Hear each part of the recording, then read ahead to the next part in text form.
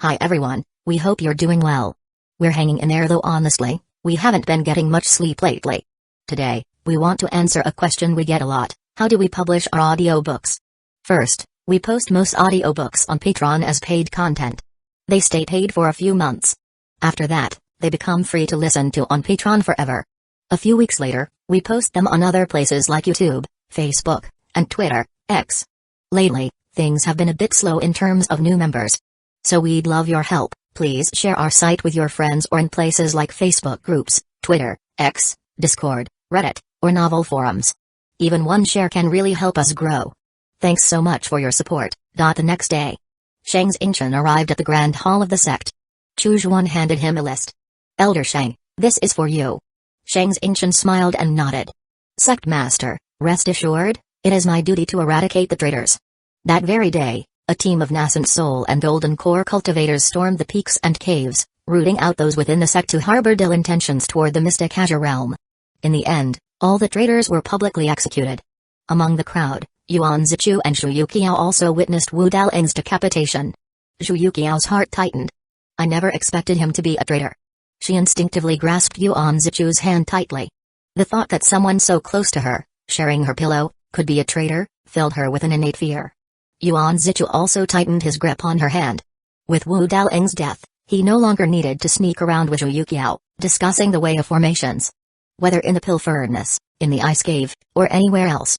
He could be with her wherever he wanted, no longer having to worry about Wu Daoling catching them. But why did it still feel so wrong?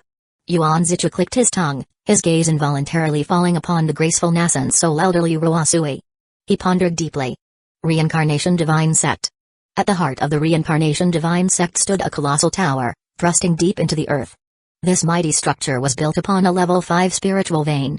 A level 5 spiritual vein was one so potent that even a deity transformation cultivator could accelerate their cultivation by meditating upon it. The deeper one descended into the earth, the richer the spiritual chi became. The further from the surface, the more concentrated it grew. Thus, the deepest cultivation chambers were reserved solely for deity transformation elders and the Holy Sun, those with the highest qualifications to enter. Currently, the Reincarnation Divine Sect was embroiled in war with the heaven-shaking Divine Sect. The deity transformation elders were scattered across the battlefield, fighting fierce battles. Of the deepest cultivation rooms, only one remained in operation. It was here that Si Chukong, the Holy Sun, immersed himself in his training.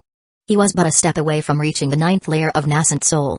He could almost grasp that fleeting, intangible spark of insight, and was certain that soon he would break through to the 9th layer. At such a critical juncture, it was typical for disruptions to occur. Perhaps someone would suddenly arrive with a battlefield report, disturbing his cultivation and causing him to miss his chance. Yet, Si Chukong, as the Holy Sun, had ordered before his seclusion that unless a direct command came from Wen Lingshan himself, no one was to disturb his cultivation. Thus, no one interrupted his breakthrough. Time flowed by, minute by minute. Si Chukong seized the fleeting insight, and his cultivation advanced smoothly into the 9th layer of the nascent soul. His aura surged explosively, sweeping through the chamber. Its force slammed against the walls, only to rebound and swirl back in a continuous cycle. This continued for several minutes before his energy finally settled. Si Chukong suddenly sprang to his feet, laughing heartily. His voice was filled with exhilaration. Good, good, good. I've finally reached the 9th layer of nascent soul. Once I perfect the 9th layer, I'll be able to cultivate the secret techniques granted by the ancestor. A satisfied smile spread across his face. Just then, a respectful voice came from outside the room. Holy Sun. Si Chukong chuckled. What is it? With a wave of his hand, he opened the stone door to the cultivation chamber. A golden core cultivator bowed deeply, speaking with respect. Holy Sun, there is news from Mystic Azure Star. Si Chukong's heart soared with joy. Excellent. The seeds I planted all those years ago have truly borne fruit. Lu Ren had been one of the many seeds Si Chukong had planted years ago. Initially, he had tasked Lu Ren with gathering intelligence about the Heavenly Blood Alliance. He never expected Lu Ren to be assigned to Mystic Azure Star Bao Wozanshan, the leader of the Heavenly Blood Alliance. This development suited Si Chukong perfectly. Now, he could learn precisely what had transpired on Mystic Azure Star. He was eager to discover why Zhao Kai and the others had been so easily killed and who the greatest contributor to the Mystic Azure War had been. The cultivator respectfully handed him a jade slip. Si Chukong took the slip and infused it with spiritual chi. Immediately, the voice of Lu Ren echoed from within. Holy Sun, Feather Transformation Heaven Palace has been destroyed, and the new sect established is called the Heavenly Infinite Sect. The Heavenly Infinite Sect's leader, Chu Zhuan, was previously an unknown figure, just a chi refining cultivator from the Infinite Sect. He later joined the Extreme Yin Cave lineage and merged with the Heavenly Seal Sect. For a time, his whereabouts were unknown. During the Mystic Azure War, he suddenly rose to prominence, and his methods were. Si Chukong's eyes brightened. He was about to listen more carefully when a sudden scream pierced the air. The transmission abruptly cut off. Si Chukong froze in shock. The Golden Core cultivator who had handed him the jade slip also went stiff. What? It cut off right here? Why didn't you continue speaking? What exactly are Chu Zhuan's methods? Si Chukong's face darkened to an extreme degree. He could easily guess that Lu Ren's true identity had been discovered. The transmission had been cut off midway because Lu Ren had been captured. Useless fool. Si Chukong's expression grew colder than ice. The Golden Core cultivator trembled and after a long pause finally spoke. Holy Sun, the ancestor has always wanted to know what happened on Mystic Azure Star. Si Chukong snapped irritably. I know. I don't need you to remind me. The Golden Core cultivator quickly half-knelt, shrinking his neck in fear. Si Chukong took several deep breaths, managing to calm his emotions with great effort. At least we now know about the Heavenly Infinite Sect and that Chu Zhuan. Investigate. I want a full report. The collapse of the extraterritorial battlefield. There must be Mystic Azure Star cultivators scattered across other cultivation worlds. Use all available methods. Find out everything about this person. Yes, this subordinate will go immediately. Chapter 313. Now, it was time for the shift. Si Chukong gazed intently at the dome of the cultivation room, his fists clenched with sudden force. The joy of reaching the 9th level of the Nasan soul vanished in that instant. The capture of Lu Ren likely meant that all righteous cultivators from the Mystic Azure Star had been rounded up. It would become increasingly difficult to obtain information directly from Mystic Azure Star in the future. The only hope lay in indirect intelligence from celestial bodies like the Celestial Sound Star. Such information, however, would not be as reliable. Chu Zhuan. Chu Zhuan. Opposing my reincarnation divine sect was the greatest mistake of your life. Si Chukong snorted coldly and resumed his cultivation. Chu Zhuan was quite pleased with Shang Xingqian's swift and decisive actions. With such a capable and diligent Nasan soul elder, he could afford to be a hands-off manager. Of course, he was far from fully trusting Shang Xingqian. To trust someone like Shang Xingqian completely would be as foolish as seeking death by slamming his head into a boulder. Until he had the power to utterly crush his enemies, he would always maintain a level of suspicion towards both Shang Xingqian and his brother, Shang Danzō. When news of the betrayal by the disciples of Heavenly Infinite Sect spread, it was met with widespread satisfaction. As for the fate of the traitors, they were first publicly executed, their heads displayed as a warning. This was a message to others: kill the chicken to scare the monkey. Their corpses were then put to good use. The living souls and bodies of nascent soul and golden core cultivators were highly coveted treasures. No one would overlook such spoils. As for the division of the spoils, that was not Chu Zhuan's concern. Once the traitors were dealt with, he returned to Blue Star, focusing his attention on the cavern world. It's snowing. Lai Yong remarked, looking up at the heavy, goose-feather-like snowflakes falling from the rocky dome above. Instinctively, he tightened the red cloak wrapped around him. This cloak was crafted from the fur of the flame worm. Though light and thin, it was exceptionally warm, making it a rare and costly item. Traditionally, only the clan leader and elders were privileged to wear such garments. Yet now, despite wearing this fine cloak, he still felt a chill. It was a stark sign that his age had truly caught up with him. After all, his 3 insects were all fire ants. Once his fire ants had reached the highest golden tier, not only had they granted him great strength, but their heat had also kept him warm. Unless the temperature dropped drastically, he would never have felt cold. Lai Yong suddenly spoke. Chen He, who do you think is most suitable to be my successor? Only one person stood beside him: Chen He. When the fire ant tribe rose to power, it had swallowed the swallow ant, blade ant, and eventually the devouring thunder ant tribes. During that time, many of his trusted subordinates had perished. Some had died of old age. Now, only Chen He remained to accompany him. The other old confidants were all but too frail to move. As a long-time follower, Chen He, and by extension the Chen family, represented a powerful force within the fire ant tribe. Upon hearing Lai Yong's question, Chen He lowered his gaze, his voice steady. Every one of the chief's children is exceptionally talented and strong, all fit to become the next leader. Lai Yong let out a hearty laugh. Chen He, don't humor me. We've shed our titles now. You are no longer the head of the Chen family, nor the grand elder of the fire ant tribe. I am no longer the chief of the fire ant tribe. Tell me, who is truly worthy of leading as the next chief? Chen He thought for a long while before replying. Your third son, strong and valiant, unmatched in courage. Your seventh son, sharp-witted, possessing the makings of a general. Your eighth son, with outstanding talent, wise and decisive, has married the granddaughter of the fifth elder of the Holy Ant tribe, and they have a daughter. Your 12th son, with unparalleled talent, is already a golden tier low-level insect master. I believe these four are all suitable to take the position of chief. Lai Yong studied Chen He closely, his expression unreadable, a smile playing on his lips. Chen He kept his gaze lowered, silent. The heavy snowflakes continued to fall. They blanketed the shoulders of both men in a thick layer of white. After a long pause, Lai Yong spoke again, his tone calm. Why didn't you recommend a 13th son? He is your son-in-law. Chen He shook his head. He is brave, but not as capable as your third son. He is clever, but not as sharp as your 7th son. He has some talent, but not to the level of your 12th son. As for his background, clearly, it pales in comparison to the Holy Ant tribe. Why would I recommend him? Lai Yong fell silent as well. After some time, he finally spoke again. Let's go back. It's too cold out here. Chen He nodded in agreement. As they walked back to the tribe, Lai Yong suddenly asked, Chen He, how is your back injury? Chen He smiled, it's fine. The healer said to avoid greasy food and alcohol. With proper care, it should heal in 7 or 8 years. Lai Yong nodded with a smile, take good care of yourself.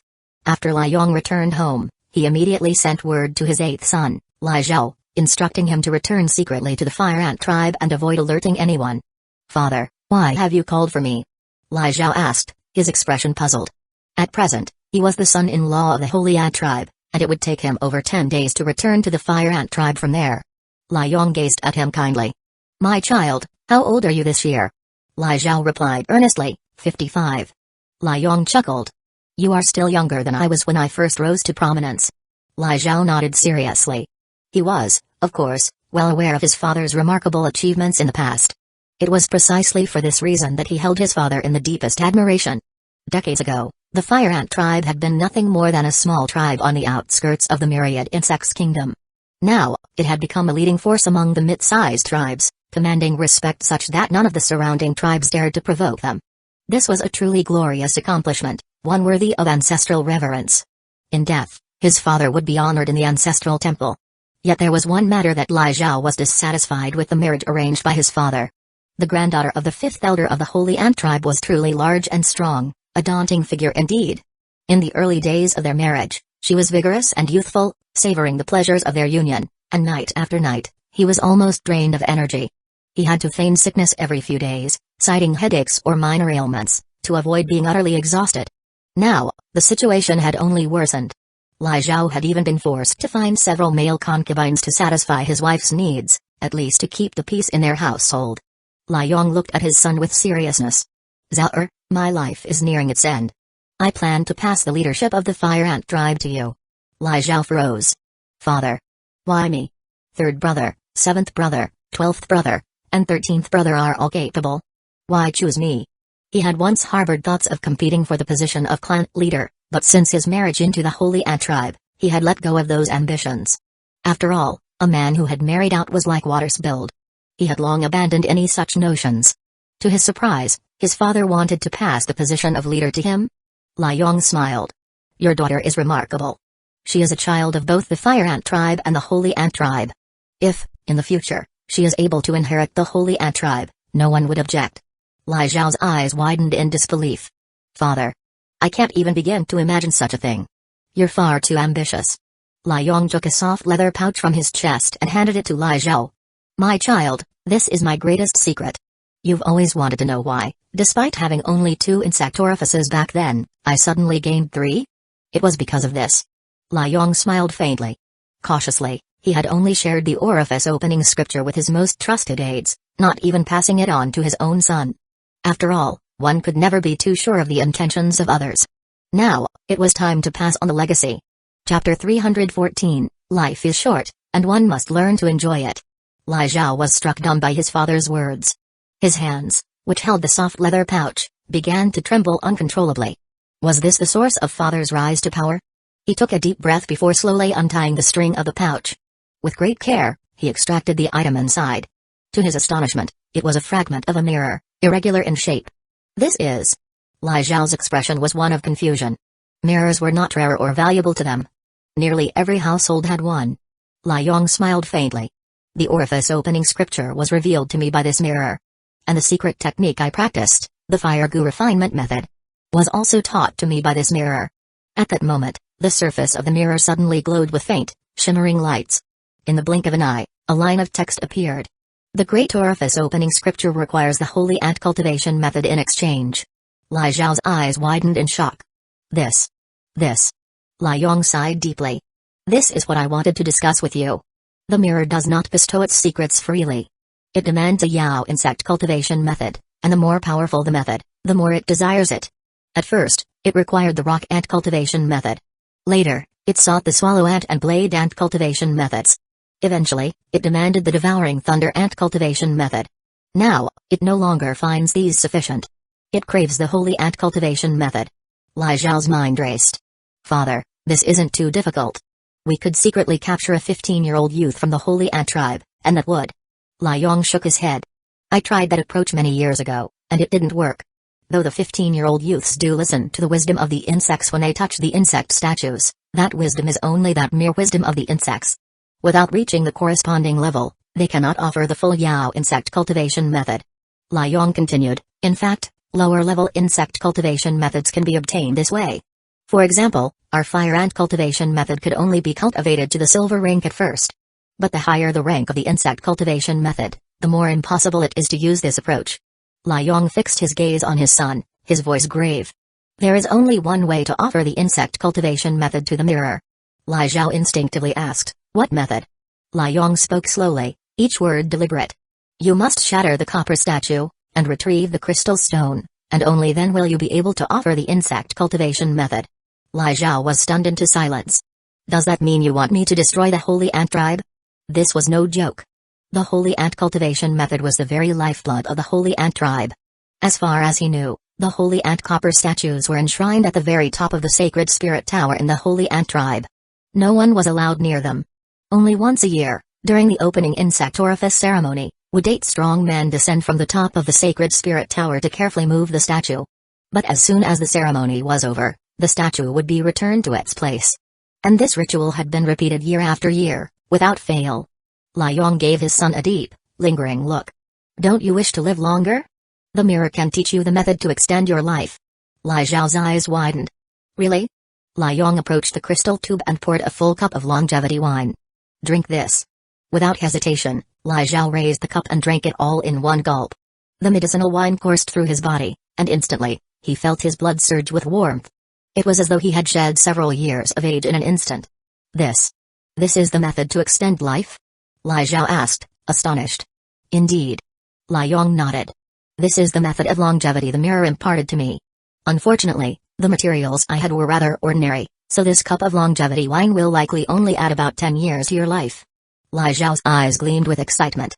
So, the mirror was such a powerful tool. But then, a shadow passed over his heart. The thought of eventually having to oppose the holy ant tribe sent a chill through him. The heat in his heart waned slightly. Lai Yong saw through his son's thoughts and coldly said, Lai Zhao, I have already shared my greatest secret with you. If you refuse to take the position of clan leader, I will pass it on to your brothers. And I will tell them that you know the secret of the mirror. Do you think they'll let that go? Lai Zhao shuddered, immediately replying, Father, I am willing. I will take the position of clan leader. What else could he do? Of course, it would lead to infighting, betrayal, and perhaps even violence among the brothers. Upon hearing Lai Zhao's firm response, Lai Yong finally smiled with satisfaction. Good boy. Take it then.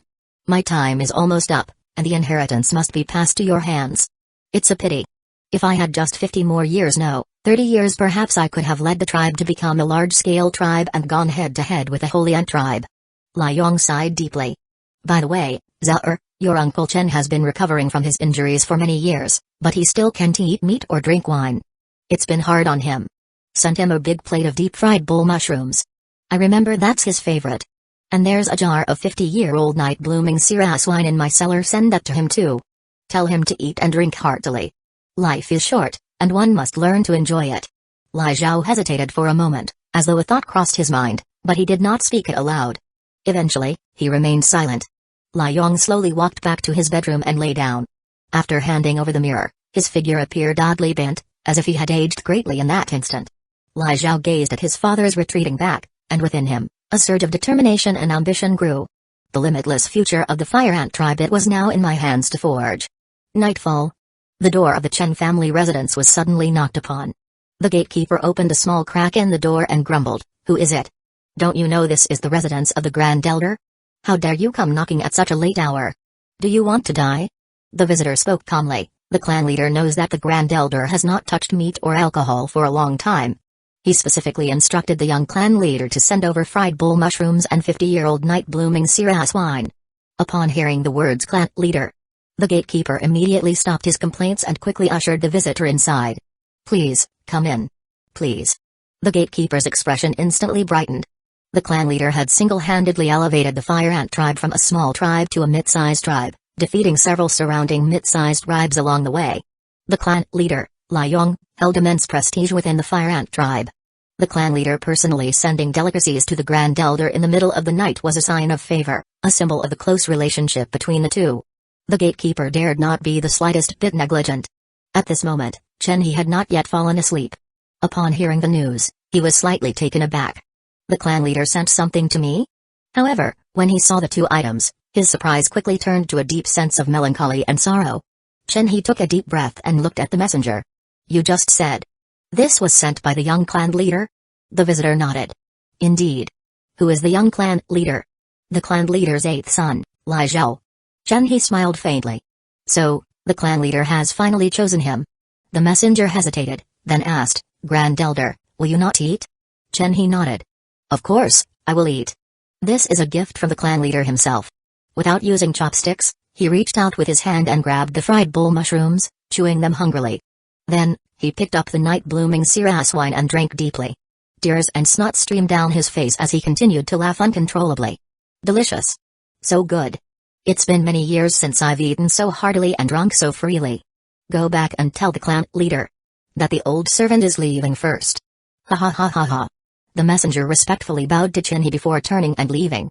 Chapter 315, Strategies for Motivational Cultivating. The next day, the Fire Ant tribe's Grand Elder, Chen He, succumbed to his old back injury. The healing herbs were of no use, and before the tribe's healer could arrive, he passed away that very night. Lai Yong received the news and fell into a long silence. Lai Zhao spoke in a deep voice, "Father, why did you have to?" After a long pause, Lai Yong finally spoke, his voice calm, "Someone must go first. If he left now, it won't affect your future path." Hearing this, Lai Zhao fell silent as well. Chen He had been his father's most trusted confidant. As a child, Lai Zhao had been saved from danger several times by Chen He. Now, it felt as though he had personally sent Chen He on his final journey. "I'm going to sleep. Don't disturb me." Lai Yong waved his hand and returned to his bed. Another day passed. Lai Yong, the 35th clan leader of the Fire Ant tribe, suddenly passed away in his sleep. He was 121 years old. As a top-tier gold insect master, his lifespan was not considered long. It was clear that his battle with the leader of the Flying Sky Ant tribe had severely damaged his vitality, shaving many years off his life. The Fire Ant tribe held an extravagant funeral for Lai Yong, placing his spirit tablet at the highest point of the ancestral hall. Out of the previous 34 clan leaders, none had managed to elevate a small tribe to a medium-sized one. Lai Yong had done it. He had truly earned the honor. Shortly after Lai Yong's passing, his eighth son, Lai Zhao, succeeded him as the 36th clan leader of the Fire Ant tribe, following his father's will. Chu Zhuan looked at this new host and felt a sudden surge of emotion in his heart. Lai Yong had died. Had he been granted a few more decades of life, perhaps he could have overthrown the Holy Ant tribe. What a pity, what a pity. This Lai Zhao is somewhat indecisive. I wonder if he can live up to Lai Yong's legacy. And he's so young? The longevity method holds little allure for him. Chu Zhuan couldn't help but furrow his brows. After observing Lai Zhao for a few days, he realized that Lai Zhao could not be compared to his father, Lai Yong. However, what he had discerned so far was merely his indecisiveness. What if Lai Zhao was more of a ruler content with preserving the status quo? That would be even harder to deal with. What he needed was a host with a pioneering spirit. Even if the host failed halfway, that would be fine. At least the mirror fragment would fall into the hands of the next host. It would be far better than being left to gather dust in the hands of a ruler who was merely content with maintaining the existing state. Now that Lai Zhao is the new clan leader, everything must be taken over anew. There will be no opportunity for external expansion. I probably won't need to bother with him for the next few years. Let's head back to Mystic Azure and see how things are there. Chu Juan withdrew his focus. With a single step, he returned to his retreat on Infinite Island. On Infinite Island, by the shores of Flying Fish Lake, stood a small pavilion constructed from redwood and green bricks. Inside, Chu Juan and Shang Xingchen sat across from each other, sipping spirit tea. Chu Juan smiled. Kumao Feng tea was personally cultivated by me, bitter yet sweet, with a lingering aftertaste. Shang Xingchen glanced at the boiling tea and was about to take a sip when he gently furrowed his brows. The poison isn't in the tea, but rather on the rim of the cup, he remarked. The sect leader's poison techniques have become even more inventive. Chu Juan chuckled. Elder Shang, you are quite perceptive.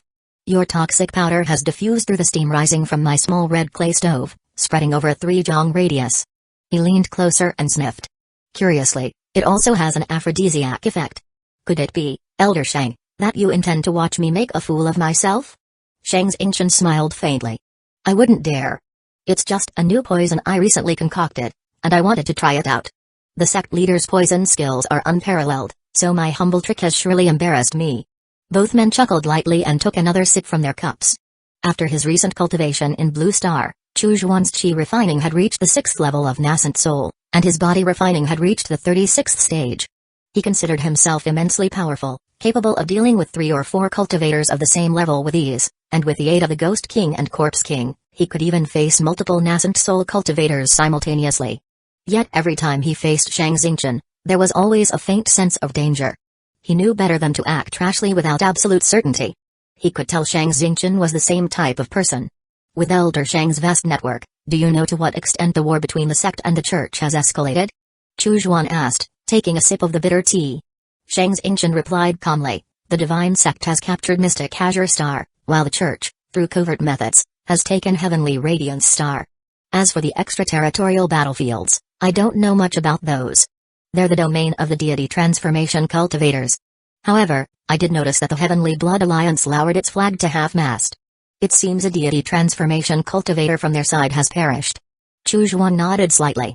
A few members of the Heavenly Blood Alliance were stationed on Mystic Azure Star, and they would raise the Blood Dragon flag every day. When the flag was lowered to half-mast, it naturally caught his attention. He smiled. I already knew about this, Elder Shang. Don't treat me like an outsider. Are you unwilling to share things I don't already know?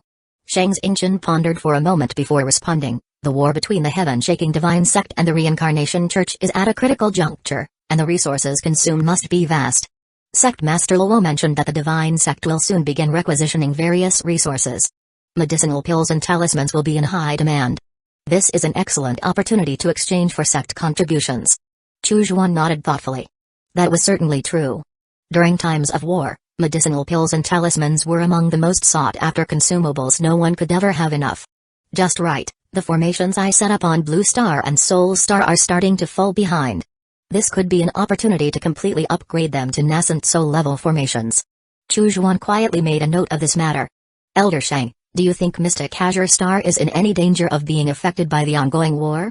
He suddenly asked. Shang Xingchen nodded. No cultivation star can remain unaffected, unless the divine sect maintains a dominant position throughout. But from the current deadlock in the war, it's clear that sooner or later we will be drawn into it as well. Chu Juan furrowed his brow. I've been walking around the sect lately and noticed the disciples' cultivation seems to have stagnated. This is not a good sign. Shang Xingchen agreed. Indeed. I think a reward system could be set up. Those who advance their cultivation quickly should be rewarded. This will help stimulate their motivation to cultivate. Chu Juan nodded in agreement. Elder Shang has a point. Shang Xingchen continued, I've already drafted a plan, though it's still in its preliminary stages. The sect leader might want to listen. Chu Juan smiled. I'm all ears. Shang Xingchen explained, for Golden Core cultivators, if they break through a minor realm within 20 years, they should be granted a major breakthrough pill and a bottle of blood essence. For Foundation Establishment cultivators, if they break through a minor realm within 10 years, they should be granted a minor breakthrough pill and a bottle of Great Blood Pearls. For Chi Refining cultivators, if they break through a minor realm within a year, they should be given a bottle of Blood Pearls. What do you think, sect leader? The breakthrough pills were precious medicines that allowed cultivators to forcibly break through bottlenecks, and they were expensive. They had to be combined with spiritual herbs rich in spiritual chi to be effective. They were not easy to come by, and this kind of reward system would indeed encourage the disciples' ambition to improve. However, it still wasn't quite enough. Chu Xuan nodded thoughtfully.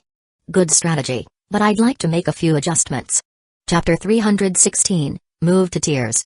Chu Xuan calmly stated, all time frames shall be halved. Golden Core cultivators must increase one small realm within 10 years. Foundation establishment cultivators must do so within 5 years. Chi refining cultivators, within half a year. As for the 20 years, 10 years, and 1 year mentioned by Elder Shang earlier, those are the absolute minimums. If a cultivator exceeds these limits, their soul will be extracted and refined into a vengeful ghost, their body turned into a corpse puppet. This way, we can truly ignite the disciples' drive to improve swiftly. What does Elder Shang think? Shang Xinchen's usual calm expression faltered slightly. Was this really about pushing the disciples to excel? Or was it because the sect leader was running low on materials for ghosts and corpse puppets? After a long pause, Shang Xinchen finally broke into a smile. Sect leader has a profound insight. Chu Xuan nodded with satisfaction. I will have the detailed rules written and announced in a few days. I hope that all the disciples of the sect will not disappoint the effort I've put in. Shang Xinchen cleared his throat lightly. I believe the sect's disciples will be deeply grateful to sect leader. The two of them chatted for a while longer. Shang Xinchen took a few sips of tea before casually asking, sect leader's rise truly resembles the sun rising in the east, so awe-inspiring. But logically speaking, with sect leader's talent and power, even as a golden core cultivator, you should not have been an unknown figure. Chu Xuan clicked his tongue, this tea tastes bland and unpleasant, so I'll be leaving now. He then stood up and left. Shang Xinchen chuckled softly. Watching Chu Xuan's retreating figure, he fell into deep thought. When Chu Xuan was still a foundation establishment cultivator, he entered the Heavenly Seal sect with Wan Wuing. Then the Ghost King Palace emerged, the Heavenly Seal sect was destroyed, and Chu Xuan vanished without a trace. When he reappeared, he was already a formidable nascent soul cultivator. What exactly happened during that time? It's truly a mystery worth investigating. A few days later, the new regulations of the Heavenly Infinite Sect were posted on the stone monument in the Plaza of Infinite Island. Alongside them were the promotion methods and new privileges for outer sect disciples, inner sect disciples, and true disciples.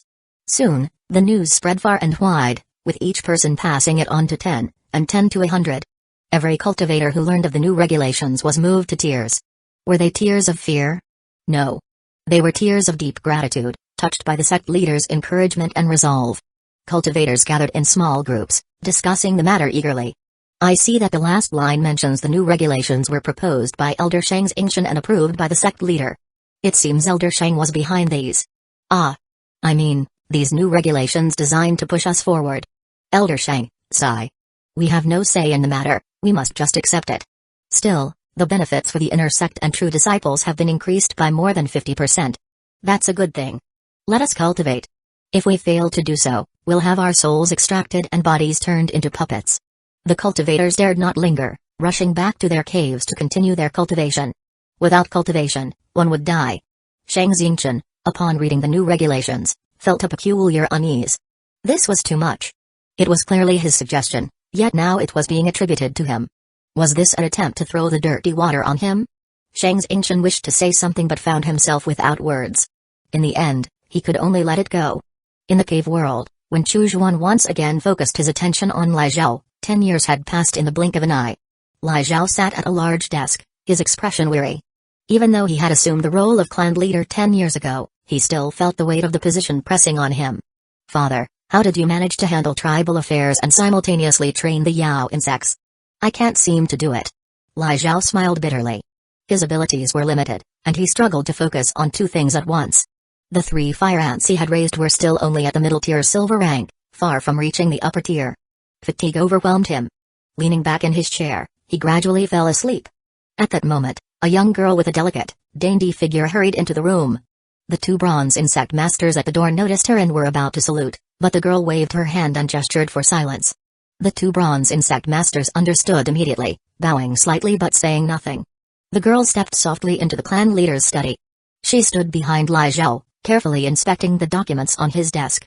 After a long while, Lai Zhao slowly awoke. He rubbed his groggy eyes and was about to continue handling tribal affairs. At that moment, a pair of icy little hands suddenly covered his eyes from behind. Guess who I am? Lai Zhao inhaled the familiar fragrance and laughed heartily. Zinner, how old are you now, yet you still play such childish games? How could I not recognize the scent on you? Aizen immediately pouted, withdrawing her hands. Father's emotional intelligence is so low. Your daughter travels all the way from the Holy Ant tribe to see you, and you can't even indulge me in a little game? Lai Zhao gave a bitter laugh. It's not that I don't want to, but there are just too many tribal matters to attend to. You see, there's a mountain of documents waiting for me. Aizen pointed to a document that Lai Zhao had been pressing down with his elbow. Isn't that the financial report of the tribe from last year? I think it's quite simple. I've already calculated it. Last year, the tribe spent 13,000 silver insect crystals and earned 25,000 silver insect crystals. There's a surplus of 12,000 silver insect crystals. Insect crystals were the universal currency of the cave world. Small tribes rarely had access to insect crystals, usually relying on bartering for goods. Medium and large tribes, however, would encounter this monetary system. Insect crystals came in two varieties: silver insect crystals, produced by silver ingot worms, and gold insect crystals, produced by gold ingot worms. The methods for cultivating these ingot worms were tightly controlled by the myriad insect tribe and were seldom leaked. Particularly the gold ingot worms, which were incredibly difficult to cultivate, making gold insect crystals even more valuable. Moreover, the Wan insect tribe could control the ingot worms to produce insect crystals with unique patterns. These patterns served as anti-counterfeit markers.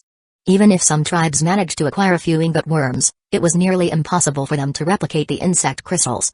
This was why the price system in the cave world remained remarkably stable.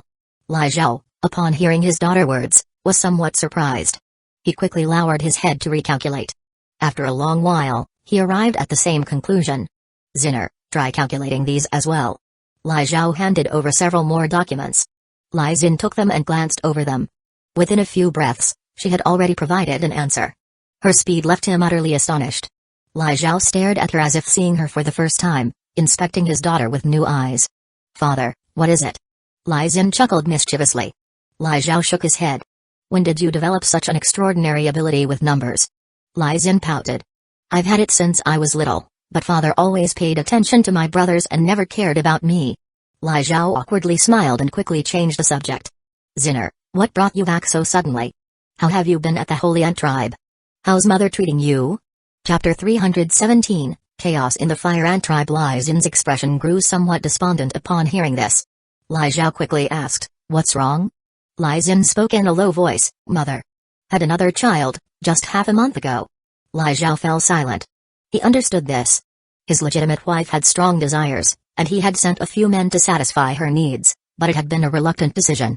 Now that he had returned to the Fire Ant tribe to take up the position of clan leader, his legitimate wife remained in the Holy Ant tribe, undoubtedly indulging herself and living in lavish revelry day and night. The child born now, clearly, was not his own flesh and blood. Mother doesn't really care about me. I rarely eat with her. She's much more concerned with my two younger brothers. Lai Zin spoke softly. Lai Zhao could only remain silent. After a long pause, he finally spoke. Zinner, would you prefer to stay in the Holy Ant tribe, or remain in the Fire Ant tribe? As long as you wish, I'll have someone bring your belongings over, and you can stay here from now on. Lai Zin shook her head.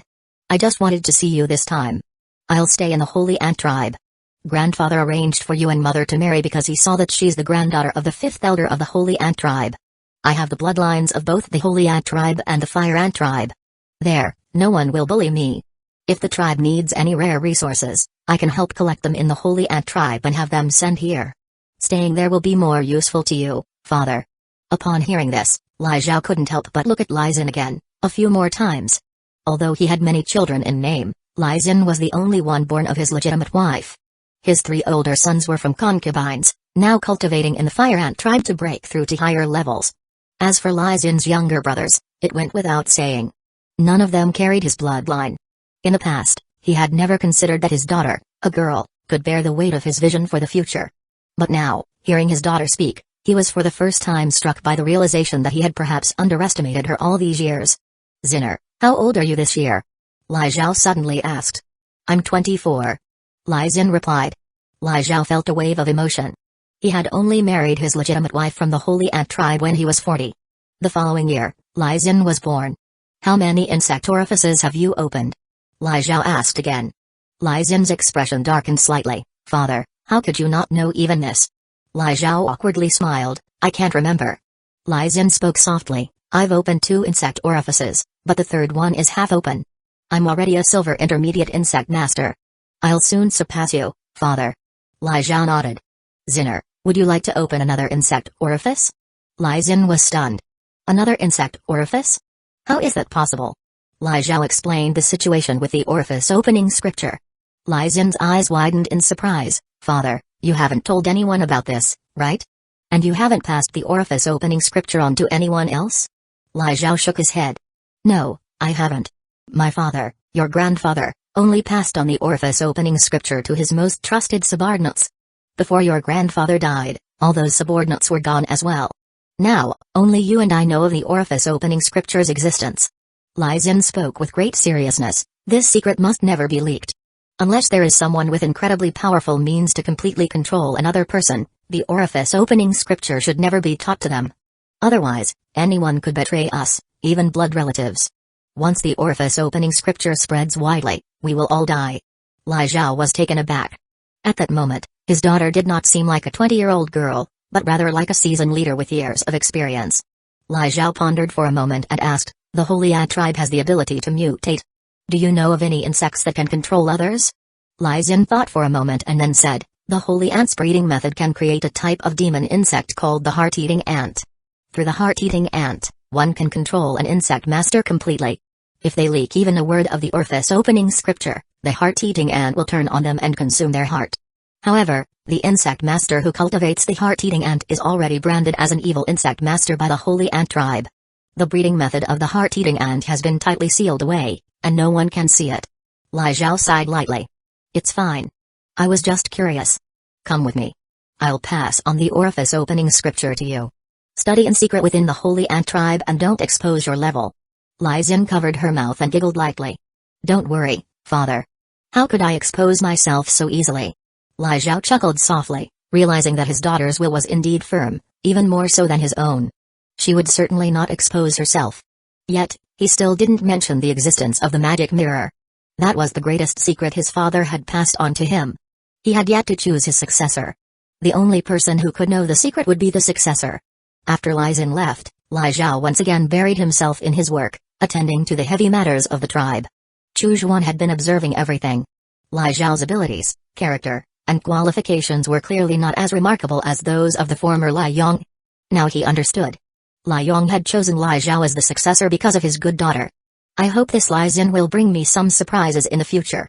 Chu Zhuan smiled softly. 5 years later, in the cave world, an unexpected event occurred. The 36th leader of the Fire Ant tribe, Lai Zhao, succumbed to the toll of years spent hunched over his desk, laboring tirelessly. One day, he suddenly began vomiting blood and could not stop. After 3 days of lying in bed, with medicine proving useless, he passed away in the dead of night, his life extinguished in an instant. At the time of his death, Lai Zhao was only 72 years old.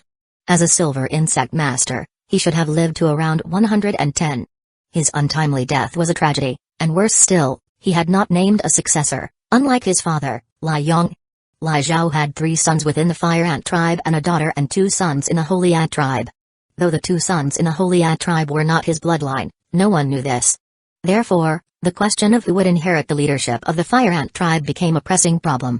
According to the tribe's rules, all of his offspring had the right to vie for the position of chief. What made matters even more complicated was that Lai Zhao's 3 sons were all similarly powerful, each backed by a different elder.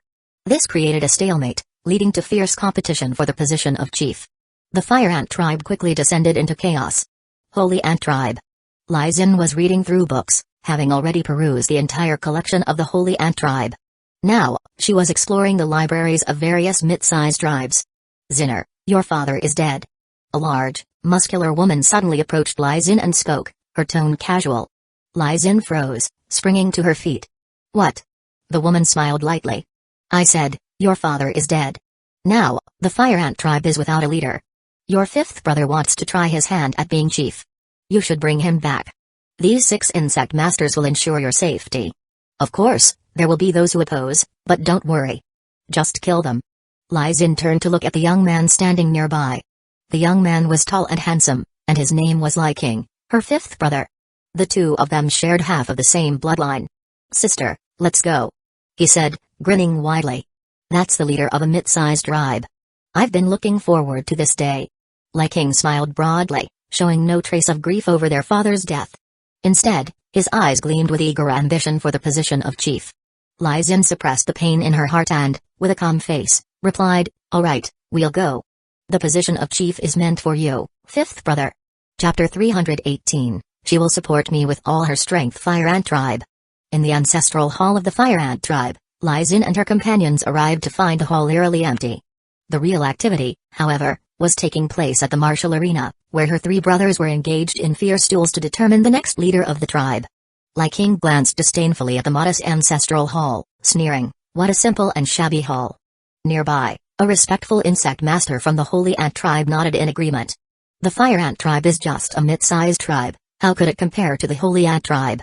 Lai King smirked, unfazed. Still, even the smallest insect has its vital organs. This Fire Ant Tribe, though humble, is still a mid-sized tribe. Taking on the role of leader here will be more than enough for me. The insect master quickly showered him with flattery. Indeed, master, your talent is extraordinary, and your strength unmatched. Only someone like you is worthy of leading this tribe. Lai King beamed, thoroughly enjoying the praise. His tail practically seemed to be wagging with delight, his ego inflated to the highest point. However, Lai Xin paid no attention to their exchange. She stood quietly, her gaze fixed on the new spirit tablet. She remained silent for a long time. The spirit tablets in the ancestral hall were arranged in 5 layers. The top layer held only one tablet. This was the spirit tablet of her grandfather, Lai Yong, who had led the tribe into the ranks of mid-sized tribes. At the very bottom of the hall were the tablets of previous leaders whose reigns had been disastrous. Some were noted for their reckless building projects that led to years of financial loss, while others had caused the tribe to suffer from endless warfare, leaving the tribe weak and vulnerable. Her father, Lai Zhao, had served as a leader for just 15 years. He had neither achieved anything significant nor caused any lasting harm. For this reason, his spirit tablet was placed on the second layer. Lai Xin respectfully knelt on the cushion, performing 3 full bows. Afterward, she took 3 incense sticks and lit them, carefully placing them into the incense burner. She had already noticed that the incense inside had long since ceased to burn, and there was no heat left in the burner. It was clear that no one had come to offer incense for many days. Lai King, who had been observing her actions, was about to speak when Lai Xin preemptively said, "Fifth brother, if you are to take the position of the tribe leader, you must show respect to our ancestors." She turned toward him, her voice firm yet composed. "You bear the Lai surname, and as such, you must offer incense and bow before our father, grandfather, and all the ancestors. No matter what you may think in your heart, the proper rituals must be observed."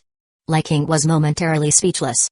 After a moment of reflection, he realized that, despite Lai Zhao being his nominal father, if he wanted to assume the position of leader, he would indeed need to put on a facade.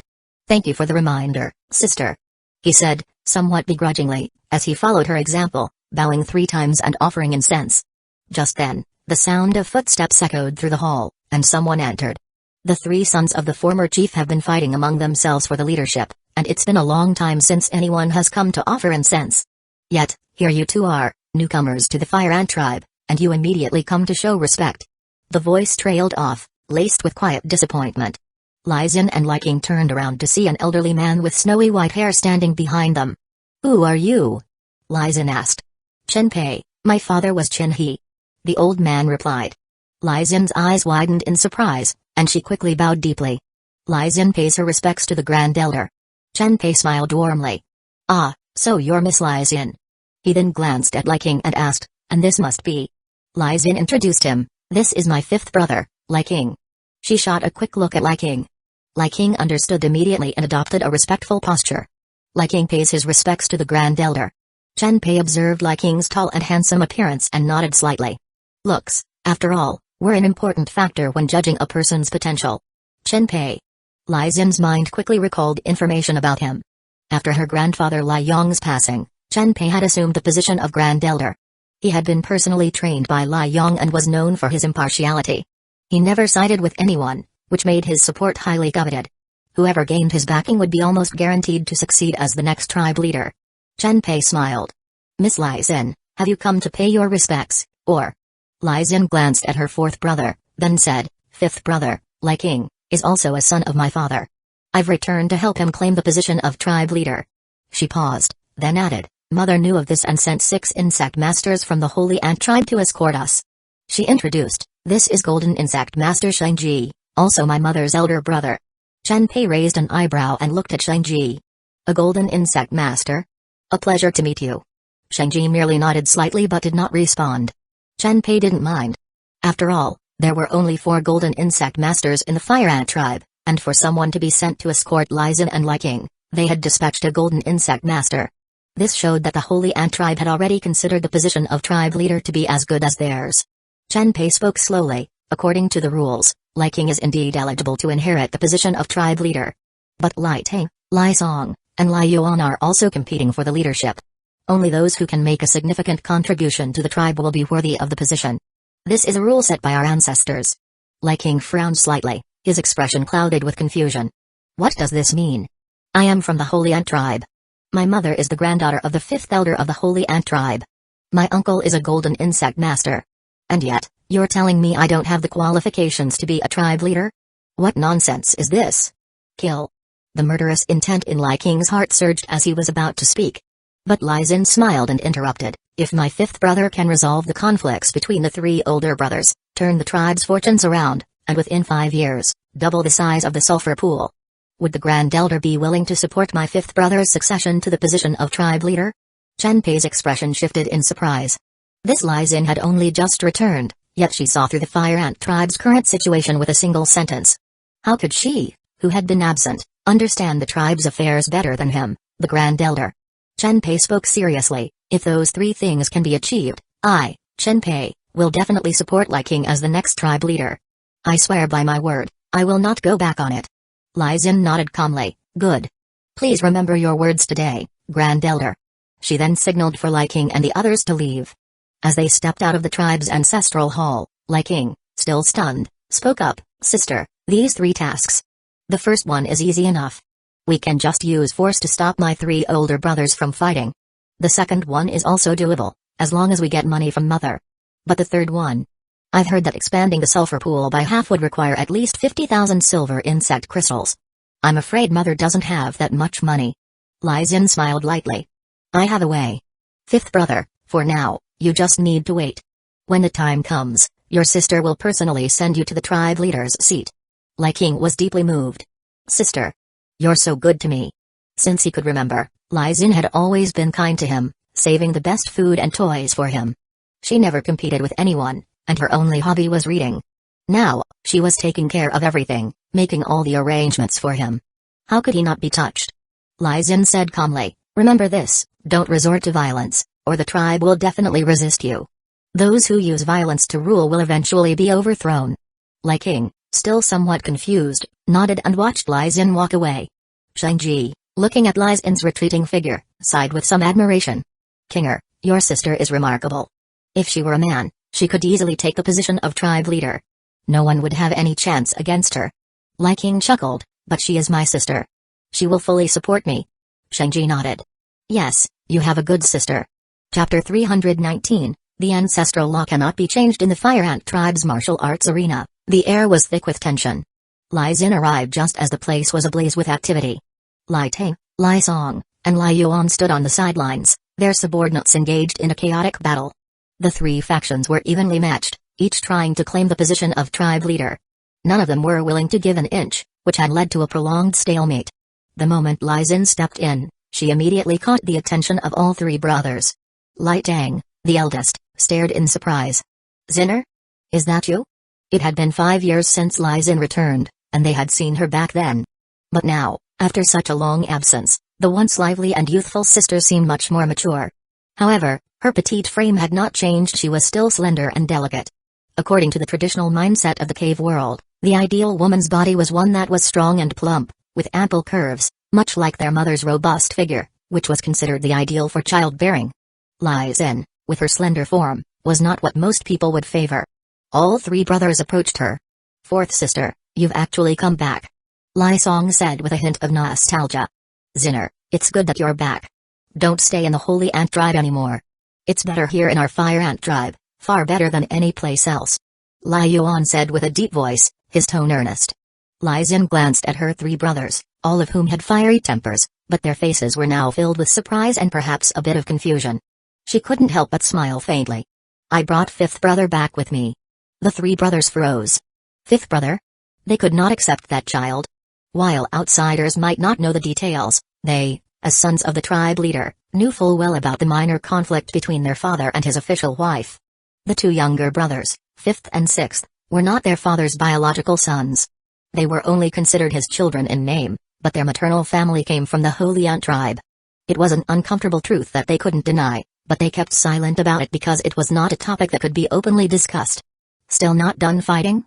Aizen asked, raising an eyebrow. At this rate, how long are you planning to fight? She shook her head slightly. Lai Tang spoke calmly, we will keep fighting until they submit.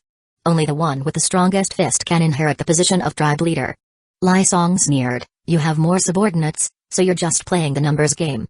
But my subordinates are stronger than yours. Lai Yuan scoffed, eldest brother, second brother, you're both wrong. Yes, the one with the strongest fist can become a tribe leader, but the number of heirs matters too. You two only have 1 heir each, but I have 4. In the blink of an eye, the 3 brothers were at each other again. Aizen knew that none of them were inherently bad. It was just that their vision had been clouded by personal interests. That was why they remained locked in a stalemate. Dealing with these 3 brothers was simple, beat them. Beat them until they yielded. With a determined look, Aizen rolled up her sleeves and raised her hand, summoning 2 giant ants to join the fray. Each of these ants was as large as a small mountain. The moment they charged in, it was like a tiger entering a flock of sheep. Everything in their path was sent flying. All the magical insects were knocked back violently, and the unsuspecting insect masters were sent soaring through the air, their faces filled with horror and disbelief. As the dust settled, the crowd took a moment to focus and realize that the small, delicate figure standing in the center of the battlefield was none other than a woman. Lai Tang, Lai Song, and Lai Yuan quickly snapped out of their daze. Aizen had actually charged in. Come on. She called out mockingly, her voice dripping with challenge. Aren't you all skilled fighters? Isn't his Fire Ant tribe full of brave warriors? Why can't you even beat a single woman? She surveyed the battlefield, her eyes flashing with disdain. Her raised brow was full of provocation. The insect masters were immediately furious. Damn it! How dare this delicate woman taunt us? Brothers, attack! Beat her down! The insect masters unleashed their insects all at once. At least 20 fire ants charged toward Aizen in a coordinated assault. Stop! Lai Yuan shouted in alarm. Aizen sneered. Stop? What for? They're just a bunch of useless pests. With a firm stamp of her foot, the giant ant on her left sprayed a cloud of purple mist from its mouth. The mist spread quickly, enveloping the attacking fire ants in seconds. The fire ant swarm's momentum immediately faltered.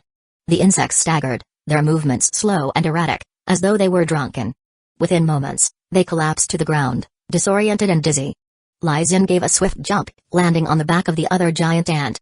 Speed up. Charge. She commanded. At her order, the giant ant barreled forward, crashing through the remaining fire ants. The few that were left had no power to stop the assault and were sent flying in all directions. If the first wave had been a surprise attack, then this time, it was clear, it was a sheer difference in power. The insect masters lay sprawled on the ground, their eyes no longer filled with contempt but full of awe. Such strength. The 3 brothers Lai Tang, Lai Song, and Lai Yuan were also stunned. How had their little sister gained such power in the years they had been apart? They could tell that these 2 giant ants were likely close to reaching the golden level of strength. Would you 3 be willing to spar with me? Aizen called out, her voice light but full of challenge. My 2 giant ants are formidable, but to make it fair, how about I fight you all hand to hand, without using any magical insects? Perched on the back of one of the giant ants, Aizen laughed aloud. Lai Yuan rubbed his wrist and grinned dryly. It seems our little sister is no slouch after all. I'll go first, he declared, rushing forward. But in less than a dozen breaths, he was kicked several jong away by Aizen. Blood sprayed from his mouth as he crashed to the ground. Lai Song's eyes widened in shock. I'm next. Before he could even blink, Aizen's punch hit him square inches the chest. He was sent sprawling, unable to rise for a long time. Lai Tang narrowed his eyes. Zinner, you're strong, but you can't defeat your elder brother. Then we'll have to see. Aizen coldly retorted. Lai Tang's frame was more massive than his brother's, even larger than Lai Song and Lai Yuan. His arms alone were thicker than Aizen's thighs. It seemed impossible that she could win. Yet, within 30 breaths, Lai Tang was felled by a sweeping kick from Aizen. From her slender arms and legs erupted a force that didn't belong to her body, sending the burly elder brother crashing to the ground. The 3 brothers, clutching their wounds, slowly staggered to their feet. Their gazes toward Aizen had changed completely. This was no longer the cute little sister they once knew. She was a true powerhouse. Lai Xin called back her two giant ants and, with a sly smile, narrowed her eyes. I've defeated you three and your subordinates. Can you now listen to me? Yes. The three brothers replied in unison. All this fighting. Lai Xin began, her voice calm but resolute, and not even a single incense offering in the ancestral hall. Is that right? No. They answered in shame. You've fought and fought, disturbing the peace of the Fire Ant tribe. The tribe's people cannot even go about their work properly. Is that right? No. They muttered, embarrassed. Now, can you listen to me? Yes. They replied, begrudgingly. Lai Tang couldn't help himself. Sister, you're not thinking of taking the position of tribe leader, are you? Although your strength is undeniable, you could certainly do it. He trailed off, the words faltering. But as you know. Lai Song cleared his throat, no tribe allows a woman to take the position of leader. It's the rule of our ancestors. Lai Yuan nodded. In the end, it should be one of us three who is chosen to be the tribe leader. Lai Xin smiled lightly. Who said I want to be the leader? Her tone turned serious. You three fighting over the position of leader while the tribe has suffered years of losses are not worthy of the position. She paused, her gaze sharp and piercing. The position of leader should go to our fifth brother, Lai King. Chapter 320, Conditions of the Elders. The three brothers were stunned, and they quickly pulled Lai Xin aside. Lai Yuan lowered his voice. Zinner, do you know about that Lai King? Lai Song also whispered, he doesn't have the bloodline of our father. How can he become the tribe leader? Lai Tang was even more stern. Absolutely not. Lai Xin remained calm, her tone indifferent. My fists are bigger. I say it goes. The three brothers shook their heads in disbelief. And the elders? If they don't agree, Lai King can't take the position. Lai Xin smiled, her expression unwavering. That's why I'm going to see the elders now. With that, she turned on her heel, moving swiftly and decisively, without a second thought. Lai Tang, Lai Song, and Lai Yuan exchanged confused glances, scratching their heads in frustration. Lai King wasn't even truly one of their own. Why was Lai Xin going to such lengths to push him to the top? At the residence of the second elder, Lai Xin stood before the elderly man, her gaze sharp. I'll ask you one question, has the tribe been in financial loss for years? The second elder hesitated for a moment but finally conceded. Yes. Lai Xin continued, her voice firm. Then, if I can secure top-quality seed stock for the tribe iron tortoises, earth-dragging dragons, and bull mushroom bugs, why are you still reluctant to listen to me? The iron tortoise, with a head the size of a human skull, could eat impure ore and excrete pure minerals. It was the perfect choice for many tribes that crafted iron. The earth-dragging dragon was enormous, at least a zhong long. It was highly valued for transporting goods in various tribes. The bull mushroom bug needed no further introduction. Fat, juicy, and fragrant, it was a delicacy loved by many cave-dwelling people, whether fried, braised, or steamed. These three species of insects were common across tribes, but larger tribes often had higher quality variants, those that consumed less, produced more, or had greater carrying capacities, tenderer flesh, or even tamer temperaments. With such quality seeds, a medium-sized tribe could quickly grow and become prosperous. The second elder pondered for a long while before finally gritting his teeth. Fine, I'll follow your lead. Lai Xin nodded and turned to leave. Wait, fourth miss, where are you going? The second elder hastily called out. To see the third elder. At the residence of the third elder. Lai Xin stared at the third and fourth elders, her tone deliberate and stern. Don't give me any nonsense. The two of you answer me with one simple word, do you want the Fire Ant tribe to prosper? The third and fourth elders nodded without hesitation. Of course. Lai Xin's voice was firm and resolute. Then, I can secure 100,000 silver insect crystals for the tribe. Why are you still unwilling to listen to me? The third elder clicked his tongue, clearly skeptical. But this money can't possibly have appeared out of nowhere. It must have come from other tribes, right? Borrowed money. The fourth elder added, never feels as reliable. The ancestor once said that borrowing money is a bad habit. It encourages extravagance. And if the debt can't be repaid, the tribe will lose its credibility. That's the most dangerous thing. Lai Xin sneered. Then let me make it clear, I'll be personally responsible for the 100,000 silver insect crystals. Even if it can't be paid back, it's my responsibility alone, not the tribe's. The third and fourth elders exchanged a glance, and after a moment, they nodded. As long as Miss Lai Xin can bring the 100,000 silver insect crystals within 2 months, we'll follow your lead. Even at the peak of the Fire Ant tribe's prosperity, their annual surplus was only around 10,000 silver insect crystals. 100,000 silver insect crystals, that was the equivalent of 10 years' worth of surplus. Lai Xin nodded. Good, remember what you've agreed to. That very day, Lai Xin had people in the heart of the fire ant tribe begin to shout out the announcement in the market. Rare treasures from heaven and earth. Insect crystal bags. Invest 10 insect crystals today, and receive 12 insect crystals in 10 days. If you don't come to collect in 10 days, you can get 15 insect crystals after 20 days. If you wait 20 days, 1 month later, you can receive 20 insect crystals. The more you invest, the longer you wait, the greater the reward. Guaranteed by the Holy Ant Tribe, no deception. Such a novel concept immediately captured the attention of the Fire Ant Tribe's people. A woman couldn't help but ask, Miss Lai Xin, what exactly is this insect crystal bag? Is it really as magical as you say? Lai Xin smiled and picked up one of the finely crafted insect leather bags. This is a treasure I found by chance in a wild cave. It can swallow insect crystals and also produce insect crystals. As I mentioned earlier, the more you invest and the longer you wait, the greater the return. I can personally vouch for it. This will definitely work for everyone. The woman, still somewhat skeptical, took out 10 insect crystals. I believe you, Miss Lai Xin. I'll come back in 10 days. One after another, people began to invest, though most amounts were small. The largest sum was only 50 insect crystals. Many others dismissed it as nothing more than a joke. How could there be a treasure that could infinitely produce insect crystals? However, 10 days later, Lai Xin honored her promise. The first batch of brave souls, who had invested in the insect crystal bags, received more insect crystals than they had put in. At that moment, those who had doubted the treasure began to regret it deeply. Seeing the first group earn money while they themselves had lost out, their resentment grew. Within a short period, more and more people began to invest in the scheme. However, this time, the amount of insect crystals Lai Xin received wasn't very large. But 10 days later, she once again fulfilled her promise. The second batch of early investors also made a profit, and this time, the people of the Fire Ant Tribe were truly astonished. Could the insect crystal bags really be a treasure capable of infinitely producing insect crystals?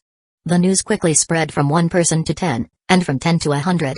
More and more tribe members flocked to invest. Some even took out their life savings, prepared to take a gamble.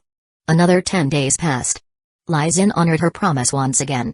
By now, the tribe members were completely swept up in a frenzy.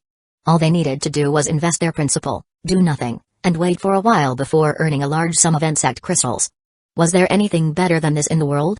Invest. Invest heavily. Even Lai Xin's brothers, who had been skeptical, couldn't help but throw their own insect crystals into the pot. The news spread like wildfire, reaching nearby tribes: Flying Sky Ant Tribe, Marching Ant Tribe, and Corroding Ant Tribe, among others. Though the Fire Ant Tribe had weakened over the years, it was still a colossal force. These smaller tribes couldn't easily overpower it. Furthermore, with Lai Xin's Holy Ant Tribe bloodline, they knew they could never simply kill her and take the insect crystal bags. So, they all chose to invest. In just 1 month, Lai Xin accumulated 30,000 silver insect crystals.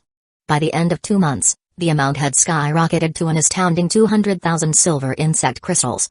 When Lai Xin threw those insect crystals in front of the third and fourth elders, the 2 old men were completely stunned. Here are the silver insect crystals you asked for. Lai Xin spoke calmly, her voice devoid of any pride or arrogance.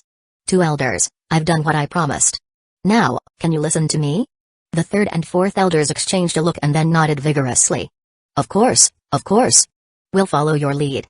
Chapter 321, Mind Bewitching Ant. Night had fallen. Lai Xin sat cross-legged on her bed, her 2 giant ants resting below. In her hands, she held a plain leather pouch. It's strange. Father always carried this pouch with him, and it contains nothing but a shard of mirror. She murmured.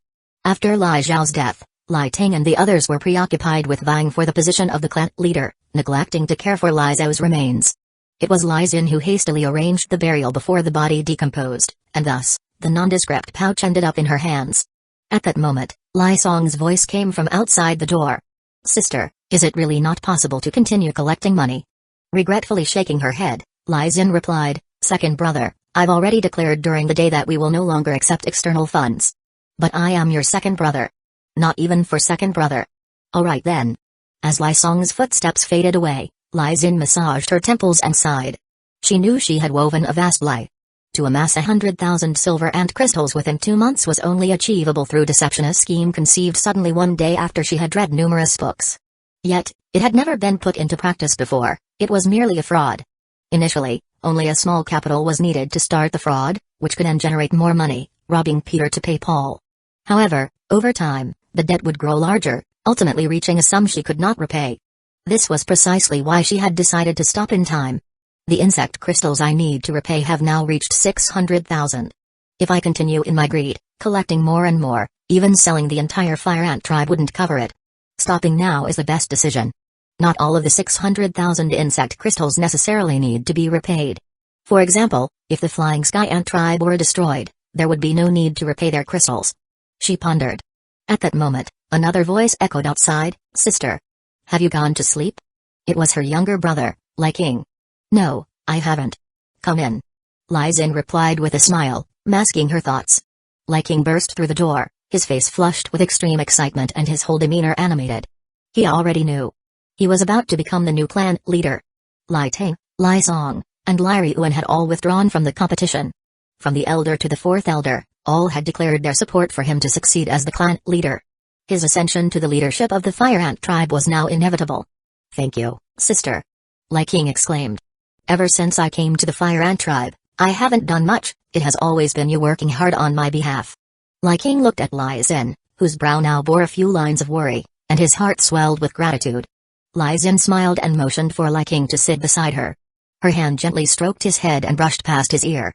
A tiny black shadow swiftly entered his ear and vanished. "Silly child, you are my own brother. If I don't help you, who will I help?" Lai Xin said with a smile. "Helping you is only natural." Lai King was even more moved by her words. Lai Xin's tone deepened as she whispered, "Of course, it's also natural that you should listen to me in the future, isn't it?" Lai King paused, his expression changing slowly. "Yes. Indeed it is. Go back now, get some early rest. Tomorrow, you will be the clan leader." Lai Xin smiled. "Thank you, sister, you are truly wonderful." Lai King, once again thrilled, turned and left. Watching his retreating figure, Lai Xin's expression gradually sobered. The heart-eating ant is not very effective, it's easily detected by more advanced insect masters. The mind-bewitching ant is more useful, able to change a person's beliefs without their awareness. From now on, I might not be the clan leader, but I am more than one. Her face calm, Lai Xin recalled how she had discovered the mind-bewitching ant. It was hidden in the cover of a book, a brilliant invention by a genius of the Holy Ant tribe, who, knowing its terrifying potential, dared not continue his research. Yet unwilling for his discovery to vanish, he hid it in the book cover, perhaps waiting for someone destined to find it. Who this genius was, Lai Xin did not know. But she did know that the mind-bewitching ant was indeed terrifying, undetectable even to a platinum insect master. However, changing the beliefs of such a master was still too difficult. Otherwise, she wouldn't have needed to go through so much trouble to secure the position of clan leader for Lai King. She could have just changed the beliefs of the clan leader of the Holy Ant tribe. Lai Xin looked out at the pitch-black rocky dome through the window, her gaze resolute. "Grandfather, father, I will continue your legacy and elevate the fire ant tribe to a major tribe." Just then, the pouch vibrated unexpectedly. Startled, Lai Xin pulled out the mirror shard inside. It was the only item in the pouch, and if it was vibrating, it had to be the shard. But how could it move? As Lai Xin pondered, the shard suddenly displayed several lines of text. Orifice opening scripture obtained. Fire goo refinement method obtained. Great orifice opening scripture not obtained. Requires the holy ant cultivation method. Lai Xin was astonished. The orifice opening scripture? Wasn't that the secret scripture her father had given her? Could it be that her father's secret scripture actually came from this mirror shard? She suddenly remembered that her grandfather, Lai Ryong, had only opened 2 insect orifices at the age of 15. Then, one day, he had suddenly opened a 3rd insect orifice, stepping into the ranks of the gold insect masters. Could it be that grandfather had obtained this mirror shard back then? Lai Xin's eyes widened in realization. The orifice opening scripture can open an additional insect orifice, so could the great orifice opening scripture open yet another? Lai Xin mused. What does it mean that it requires the complete holy ant cultivation method? After pondering for a moment, Lai Xin wrote down everything she knew about the holy ant cultivation method on a piece of paper and placed it beside the mirror shard. The shard vibrated again, buzzing softly, and pushed the paper away. Words appeared on its surface. A complete holy ant cultivation method is required. Lai Xin frowned. To obtain the complete method, she would either need to compel a platinum insect master to write down what he knew, or she would have to shatter the holy ant bronze statue to seize the crystal within. There's plenty of time ahead, I have ample time. Lai Xin nodded to herself. She returned the mirror shard to the pouch and kept it closed as she fell into a deep sleep. Chu Xuan marveled quietly. His spiritual sense had grown significantly, enabling him to encompass the entirety of the Fire Ant tribe. He had been observing Lai Xin's actions over these days, and her adeptness elicited his admiration. This woman is not simple. She possesses notable talent, excelling in resilience and wisdom. I hope you bring me surprises. Chu Xuan nodded slightly. The following day, the Fire Ant tribe held a grand ceremony for the inauguration of the new clan leader. Lai Zhao's fourth son, Lai King, assumed the position, becoming the 37th clan leader of the Fire Ant tribe. Upon his inauguration, Lai King immediately announced a series of measures concerning the tribe's trade, military, and laws. Additionally, he introduced high-quality seedlings and resources acquired from the Holy Ant tribe, including iron turtle, earth-carrying dragon, and bull fungus beetles, along with 100,000 silver ant crystals. The previously chaotic Fire Ant tribe quickly showed signs of thriving progress. However, unknown to all, the petite woman standing beside Lai King, her face always wreathed in smiles, was the true orchestrator behind all these changes. Chapter 322, Too many corpse puppets can be a hassle. Blue Star. Chu Xuan gazed at the cocooned blood queen bee before him, a look of satisfaction on his face. Success. The holy ant cultivation method he had obtained from Lai Xin, although only covering the ranks from bronze to gold and not including platinum, was barely sufficient. After all, a gold-level demonic insect was roughly equivalent to a third transformation goo. The blood queen bee had now reached the level of a third transformation goo. It was the perfect candidate for enhancement using the holy ant cultivation method. Over these days, Chu Xuan had his subordinates bring up numerous rare and precious natural resources, testing their medicinal properties one by one. Eventually, he selected a few materials and successfully evolved the bloodline of the blood queen bee. What kind of ancient exotic insect is the blood queen bee descended from? He pondered. It's unclear, but all signs point to some kind of bee. There aren't many bee species among the ancient exotic insects, only the netherworld bee and the fiery sun bee mother. Based on its traits, the blood queen bee is more suited to follow the path of the fiery sun bee mother. Chu Xuan's expression was one of eager anticipation. 1 year later on Blue Star, the blood queen bee emerged from its cocoon. Its size had not changed significantly, but the patterns on its body had shifted from blood red to dark golden stripes. The temperature it radiated had also increased significantly. Seemingly influenced by the blood queen bee, its offspring the worker bees, warrior bees, fire bees, and poison bees all began to undergo transformations. The worker bees grew larger, converting flesh and blood into blood honey at a faster rate. The warrior bees doubled in size, their mandibles became sturdier, and their aggression increased. The fire bees flew faster, their flame sacs enlarged. The poison bees became more stealthy in flight, their venom sacs increased in capacity. The same was true for the other bee types. Once the blood queen bee was enhanced, they all followed suit. Chu Xuan inspected them again and noted that the blood queen bee's rank had skyrocketed to the late stages of the third transformation. It was just a step away from the fourth transformation.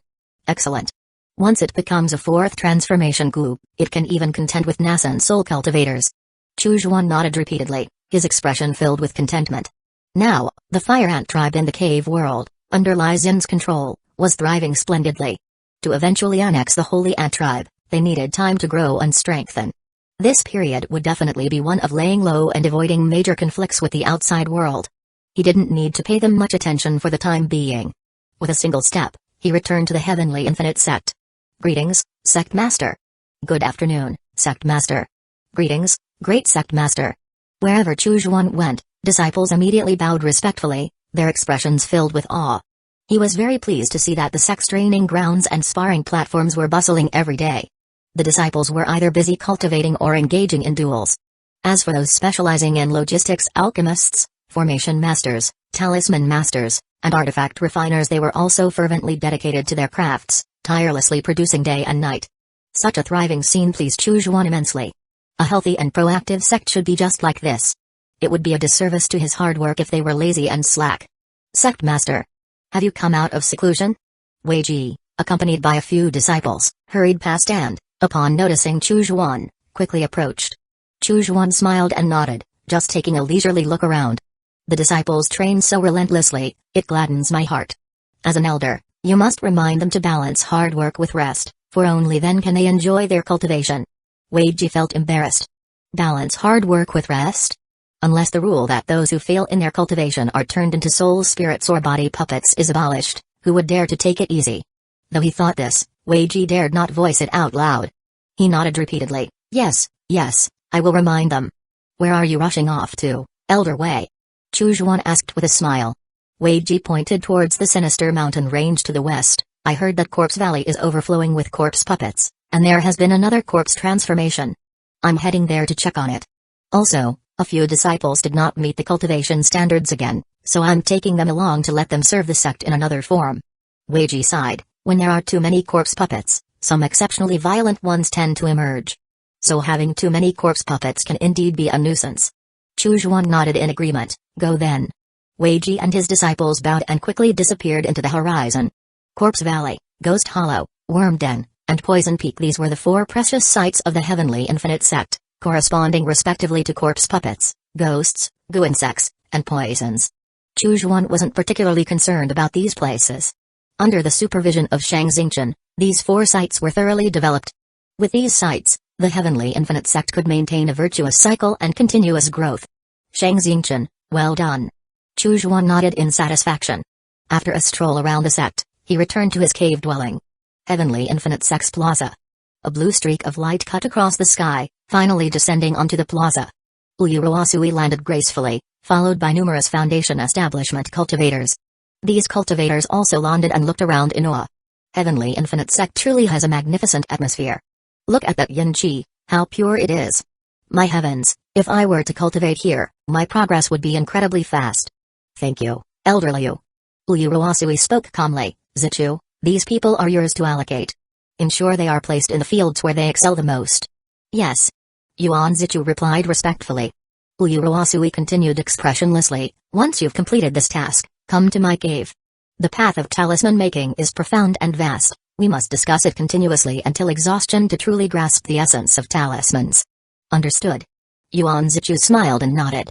It's rare that Elder Liu would condescend to discuss the path of talismans with a golden core cultivator. You don't know this, but a scholar does not concern themselves with rank. What harm is there in discussing talismans with someone less advanced? I've learned something today. Could I ask fellow Taoist Song to teach me the way of the goo insects? 100 small spiritual stones per session, non-negotiable. You. Really?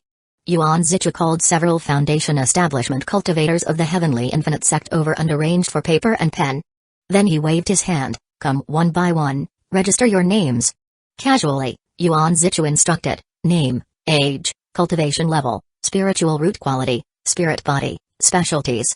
A brash-looking Foundation establishment cultivator stepped forward. Zhang San, 49 years old, Foundation establishment 2nd level, mid-grade fire spiritual root, no spirit body, skilled in combat.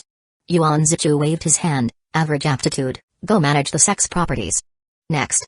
A humble and respectful Foundation establishment cultivator approached. Wang 39 years old, Foundation establishment 1st level, high-grade water spiritual root, no spirit body, skilled in corpse refining.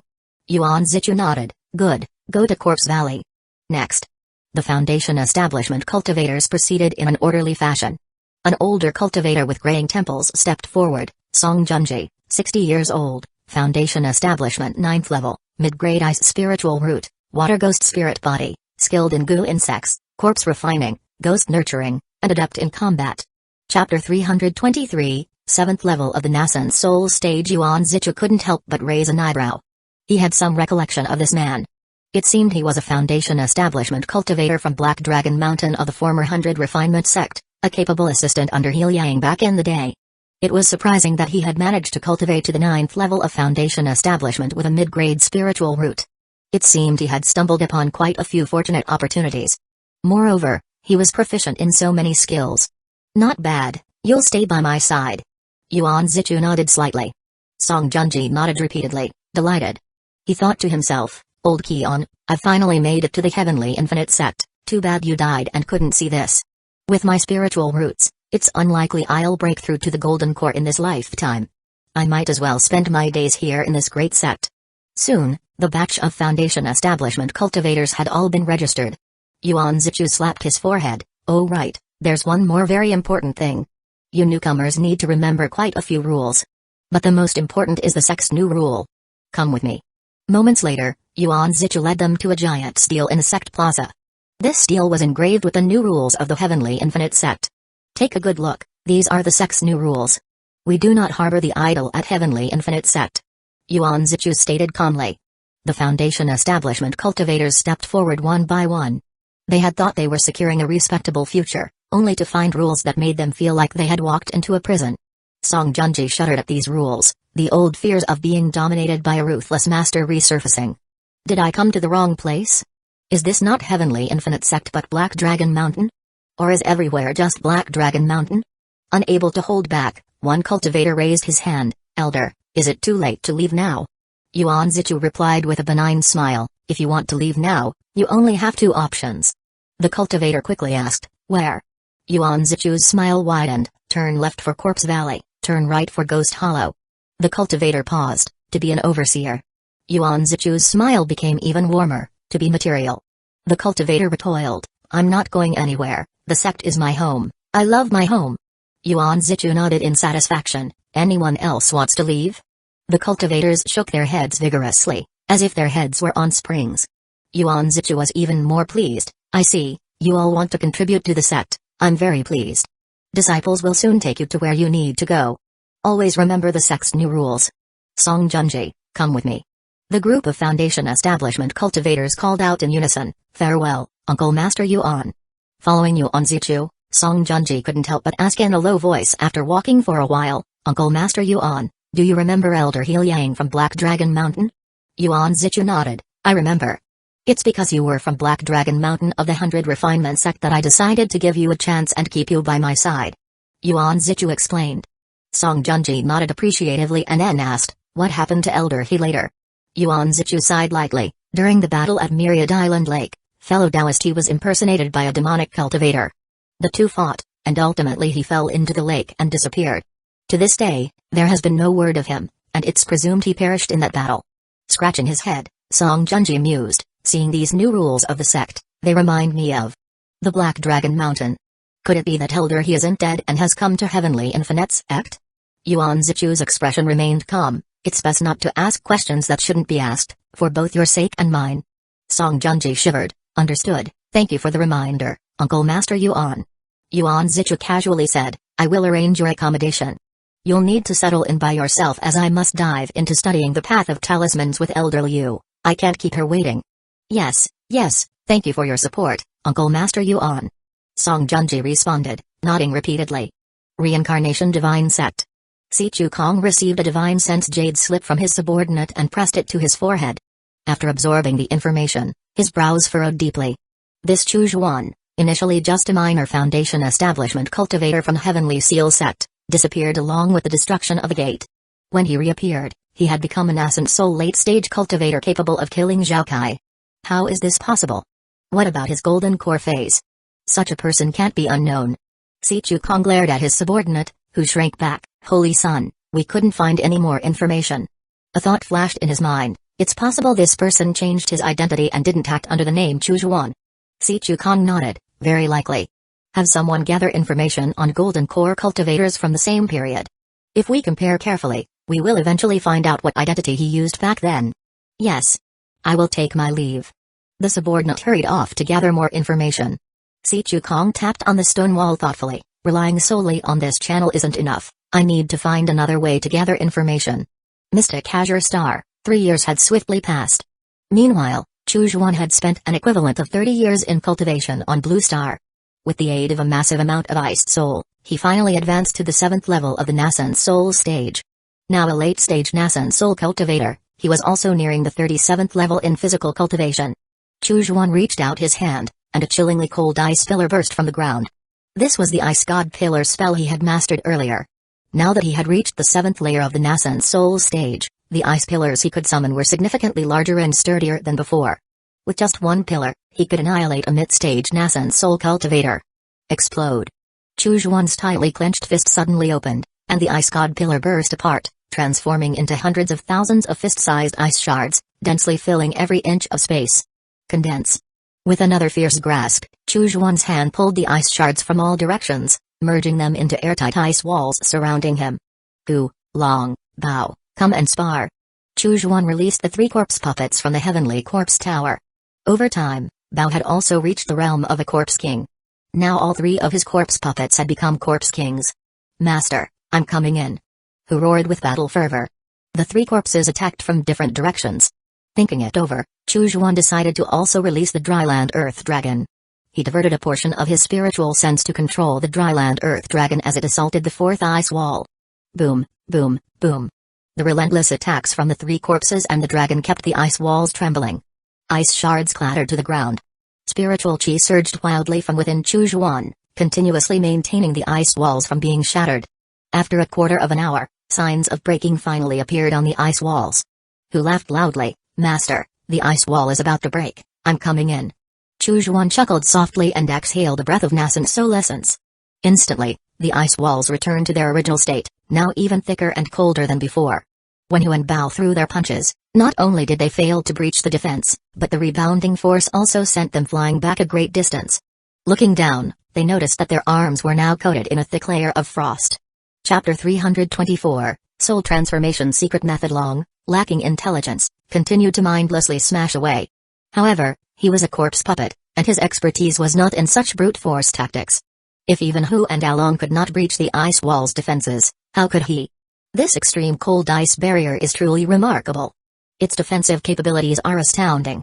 Chujuan nodded in satisfaction. This was the new spell he had mastered upon reaching the 7th level of the mysterious Heavenly Ice Soul Scroll. The Extreme Cold Ice Barrier. This spell, derived from the Ice God Pillar, often catches one's enemies off guard. In fact, the Ice God Pillar alone equates to 3 different spells. Chujuan couldn't help but admire. The mysterious Heavenly Ice Soul Scroll truly was a treasured technique of the Reincarnation Divine Sect, capable of being practiced from the nascent soul stage to the deity transformation stage. It was indeed very effective. No other technique came with spells that had such versatile abilities.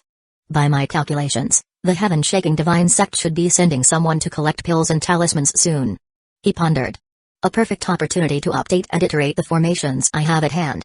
Also a chance to find out just how the current conflict between the heaven-shaking divine sect and the reincarnation divine sect is unfolding. Chujuan thought deeply.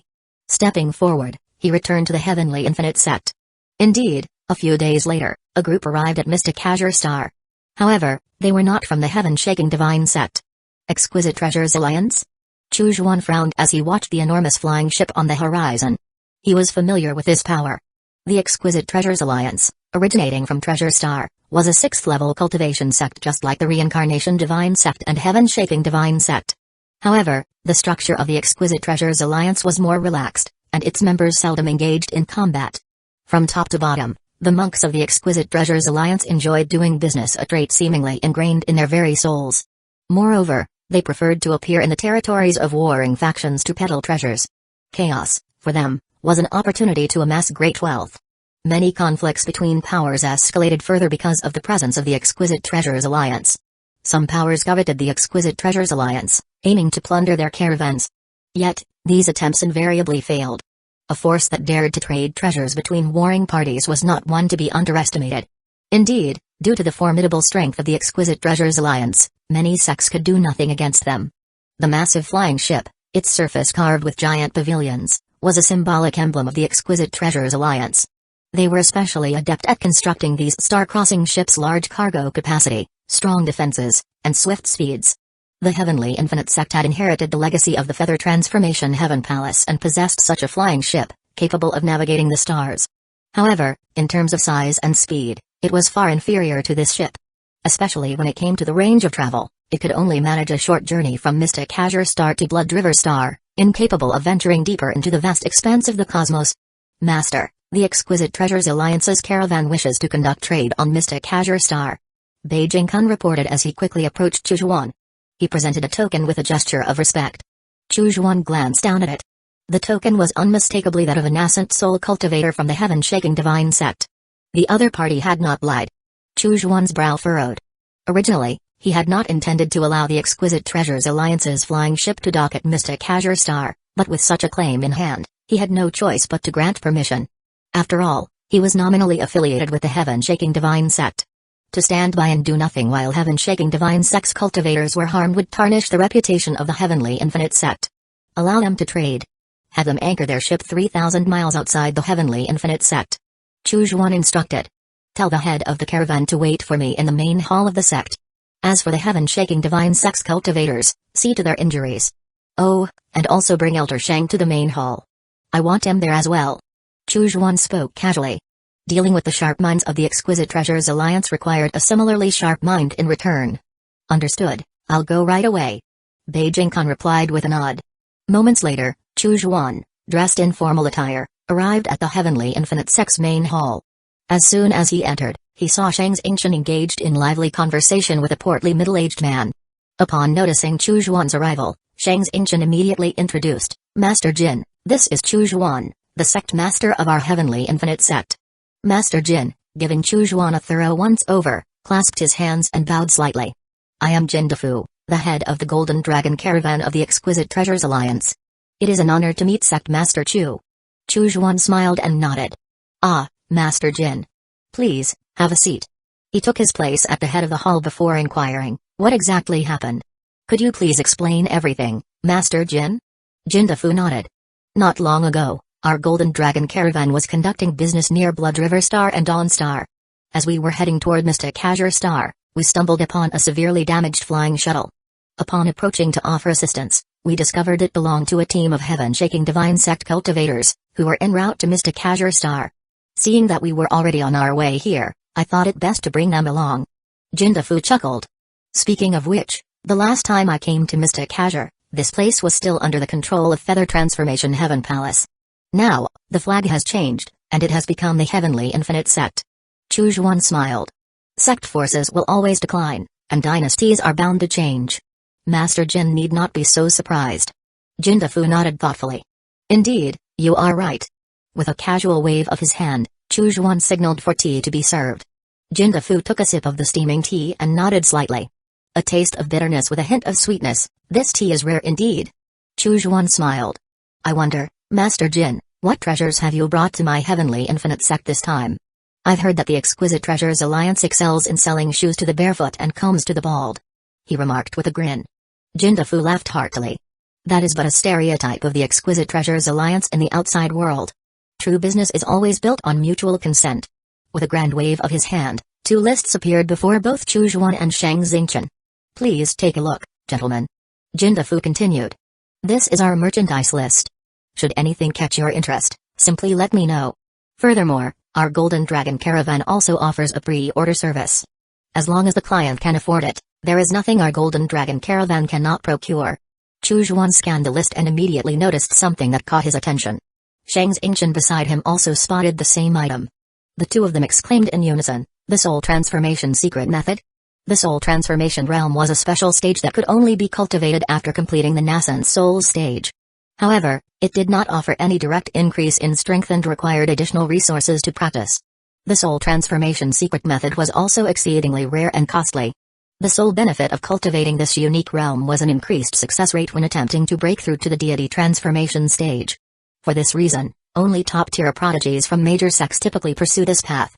Chapter 325, Effortful in Pretending, acting quite convincingly. Chu Xuan had long been aware of the existence of the Soul Transformation Realm. After he searched through Linghan Shuang's soul, he had learned about it. Originally, if Linghan Shuang had perfected her nascent soul stage, the reincarnation divine sex out-of-body ancestor, Wen Lingshan, would have granted her the Soul Transformation Secret Method. However, Linghan Shuang had delivered her head to him instead.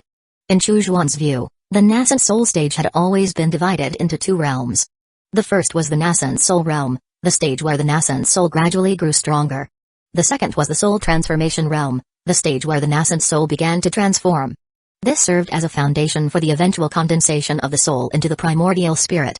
However, with the passage of time and the drastic changes in the world, many cultivators found that, in order to reach the nascent soul stage, they were already running out of their lifespan.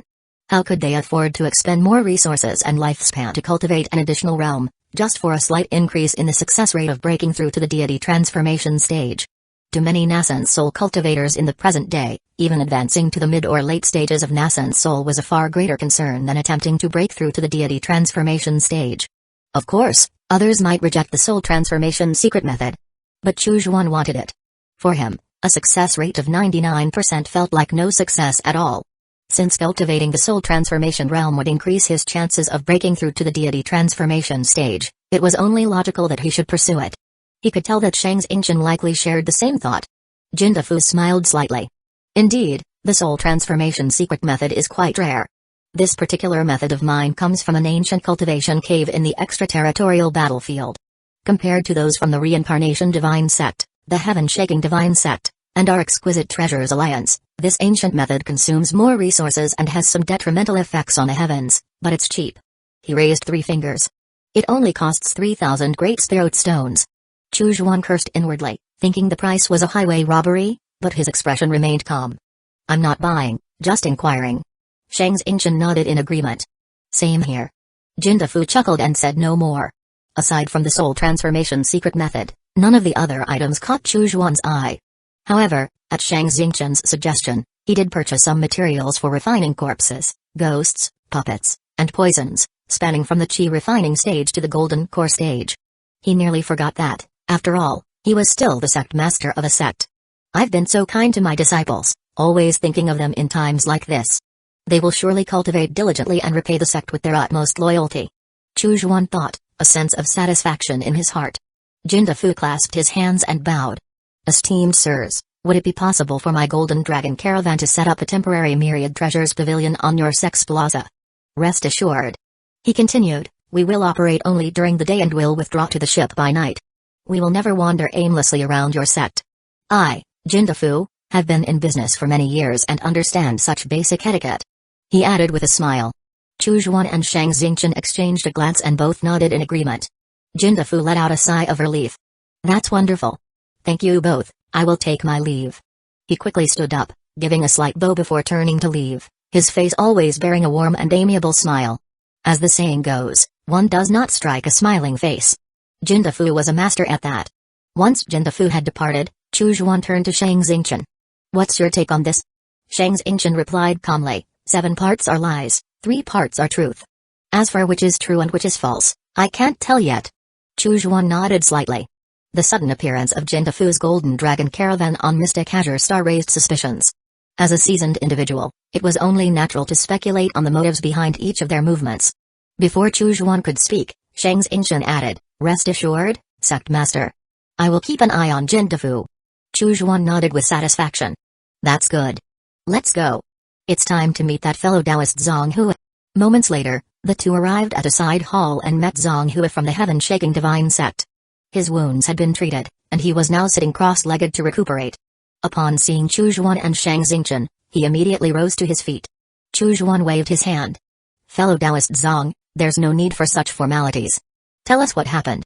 Zhang Hua gritted his teeth in anger. To be honest, I was ordered by my master to lead a group of cultivators and travel aboard a flying ship to Mystic Azure Star to collect pills and talismans. But just as we were about to reach Mystic Azure, we were ambushed by cultivators from the reincarnation divine sect. Our ship was severely damaged, and nearly all of our cultivators were killed. We barely managed to survive by sacrificing the ship. We later encountered fellow Taoist Jin and his Golden Dragon Caravan. They gave us a lift, and that's how we made it here to Mystic Azure Star. As Zhang Hua spoke, his eyes flashed with intense, almost tangible rage. I swear, I will skin those reincarnation divine sect scoundrels alive and scatter their bones to the winds. He spat. Chu Zhuan and Shang Xingchen comforted him for a while before taking their leave. As they stepped out of the side hall, Chu Zhuan looked at Shang Xingchen. Shang Xingchen shook his head. He's trying really hard to pretend. Chu Zhuan chuckled. His acting is quite convincing. The two exchanged a knowing smile before turning to leave. Lying in front of them was no simple task, it required some real skill. Jindafu was a born merchant, truly an expert in the art of deception. His eyes, his expressions, there wasn't a hint of a flaw to be seen. Zhang Hua, on the other hand, was far less adept. He had a lot to learn about the craft of lying. Aboard the Golden Dragon Caravan's flying ship, Jindafu watched the puppets below, lost in thought. On the ship, it was only him and 5 female Foundation establishment cultivators. All the other work was entirely handled by the puppets. This Chu Zhuan is not as ordinary as he appears. Jindafu mused. Money is not easily earned from Sichukong. He paced back and forth on the deck. Despite my indirect probing in the main hall, I haven't been able to ascertain this person's true strength. He's not the type to show off either. This is truly troublesome. Looks like I'll have to take direct action. Only by taking action can I see his real capabilities. Jindafu smiled faintly. Chu Zhuan was certainly on guard against him at first. There was no rush, waiting a few more days before acting would be fine. The puppets completed the temporary Myriad Treasures Pavilion within a day. The cultivators of Heavenly Infinite Sect immediately flocked to the pavilion, marveling at the vast array of treasures the Golden Dragon Caravan had brought. The variety was staggering, enough to dazzle anyone. The items brought by the Golden Dragon Caravan were all treasures that Mystic Azure Star had never seen before. Many of Heavenly Infinite Sect's cultivators began trading without hesitation. Day after day, the flow of people never ceased. The Golden Dragon Caravan's cultivators were exceptionally disciplined. Jindafu, along with the 5 female cultivators, would appear at Myriad Treasure's pavilion every day at the early morning to oversee transactions. By the evening, they would return to the Golden Dragon's flying ship. They never arrived early, nor did they leave late. As the days passed, the cultivators' vigilance began to drop. That night, a shadow glided through the darkness, silently making its way toward Infinite Island. Carrying a token of the heaven-shaking divine sect, the figure passed through the island's array without obstruction. Moments later, 2 shadows met. The sparse moonlight briefly illuminated their faces. It was Jindafu and Zonghua. Jindafu inquired, "Have you secured the position?" Zonghua chuckled strangely. "Don't worry. I've arranged to meet Zhujuan by the Flying Fish Lake. He didn't see through my disguise and believed every word I'd said. This Zhujuan, even if he is strong, is no more than the 6th layer of nascent soul. With both of us attacking together, he'll be no match for us." Chapter 326, Showdown. Jindafu spoke calmly, "Don't underestimate him. This person is quite elusive. Not only did he hide his strength well, but he even managed to kill Zhao Kai from Feather Transformation Heaven Palace. He must have some hidden trump cards." Zonghua sneered, "Zhao Kai was just a nascent soul 6th layer cultivator from a 5th-tier sect. How could he possibly compare to us? Both of us are nascent soul 6th layer cultivators from the 6th-tier sect of the Exquisite Treasures Alliance. Even if he was in the same realm, how could a cultivator from a 5th-tier sect compare to one from a 6th-tier sect?" Jindafu's brow furrowed slightly at Zonghua's dismissive tone. The Exquisite Treasures Alliance was internally divided into several factions, but broadly speaking, it could be split into 2 major groups. One faction was the merchant faction, like Jindafu's. They had made their fortune through trade, and wherever there were opportunities to seize vast amounts of wealth, they would dive in. The other faction was the territorial faction. At first, the merchant faction had hired cultivators to guard them with large sums of money. Over time, the territorial faction integrated into the Exquisite Treasures Alliance and gained considerable influence. The main goal of the territorial faction was to expand the territory of the Exquisite Treasures Alliance, occupying more cultivation planets. Zonghua originally belonged to the territorial faction. However, after violating certain rules, he was forced to flee. Jindafu, having known Zonghua for a long time, had taken him in. Jindafu had always known Zonghua's arrogant and haughty nature, so he didn't mind it much. Zonghua looked down on Zhujuan, but Jindafu thought highly of him. Anyone who could surprise Sichuan and be worth the expense of having his strength investigated would not be a person with an empty reputation. A moment later, by Flying Fish Lake. It was deep into the night, and the lake was completely quiet. Most of the flying fish had settled to the bottom of the lake to sleep. Only a lone figure stood quietly by the lake's edge. Zonghua walked briskly toward him. "Sect leader, you are punctual." Zhujuan turned around, his voice deep, "Is what you said true? The ones who attacked you were from the Heavenly Blood Alliance?" Zonghua lowered his voice, "Indeed. Now that I think back, although those people donned the robes of the Reincarnation Sect and used other spells, they still couldn't hide the blood-stained scent that clung to their robes. The Heavenly Blood Alliance was sent by the Divine Sect to the battlefield, suffering heavy casualties. They likely hold a deep grudge against the Divine Sect. With the Heavenly Blood Alliance stationed on Mystic Azure, I was afraid of alarming them, so I invited you here tonight in secret." Zhujuan furrowed his brows deeply. "I didn't expect it to be the Heavenly Blood Alliance's handiwork." Zonghua whispered, "Please, Sect Leader Chu, contact the Divine Sect directly and ask them to send someone to rescue me. If not, the Heavenly Blood Alliance will surely kill me to silence me." Zhujuan nodded thoughtfully, "Yes, they will definitely try to kill you to silence you." As the words fell from his lips, an invisible divine-sensed giant hand suddenly struck into Zonghua's sea of consciousness. Zonghua let out a muffled groan, and blood immediately started flowing from his nostrils. He instinctively retreated rapidly. Zhujuan raised an eyebrow. "Impressive. Your spirit sense is quite strong to be able to withstand my sky-tearing cold palm. Had it been anyone else, this attack would have been enough to severely damage their soul, freezing them in place for a long while. In that time, Zhujuan could have easily killed them. This Zonghua truly had some strength." Zonghua staggered back a few steps before crashing into a thick wall with a loud bang. He froze in place. Where were the walls by Flying Fish Lake? Instinctively, he activated his defensive magic treasure. In an instant, his body was enveloped by radiant golden armor, fusing onto him with lightning speed. The moment the armor completed its formation, two massive hands like iron pincers slammed down from either side. They gripped his arms tightly and wrenched them apart with tremendous force. Zonghua was both shocked and enraged. Such immense power. He let out a furious roar, unleashing a burst of golden sword light that shot backward with overwhelming force. A muffled grunt echoed from behind. The two hands gripping his arms finally released their hold. Zonghua quickly turned around, taking advantage of the light to look behind him. There, he saw an imposing and mighty corpse king standing tall. "Ah, so you figured it out long ago." Zonghua wiped away the blood from his nose and glared fiercely at Chujuan. He growled, "Jindafu, come out. We'll kill this bastard together." Chujuan smiled faintly, "He won't be able to help you." Zonghua spun around to look. Not far away, a battle was indeed breaking out. The two figures were none other than Jindafu and Shang Xingchen. Zonghua's face darkened further. The other side had been prepared. Was this battle even winnable? But soon, his expression turned cold. Whether or not they could win would depend on whether they fought or not. This was the heavenly infinite sex territory. To survive, he had to end this fight quickly and escape. It was a do-or-die situation now, a fight to the death. Chujuan smiled slightly, "Don't worry, I've set up soundproof and light-blocking formations around Flying Fish Lake. Everything happening here is invisible to the outside world." He raised his hand and squeezed it sharply. Zonghua instantly felt an overwhelming threat, though he couldn't pinpoint its origin. Boom. In the next instant, a massive ice pillar shot up from the ground. Even though Zonghua reacted quickly, the ice pillar struck him with tremendous force. Explode. Chujuan's voice dropped coldly. The ice pillar shattered with a tremendous explosion, turning into countless shards of ice that surged toward Zonghua, threatening to envelop him entirely. Zonghua's brow furrowed.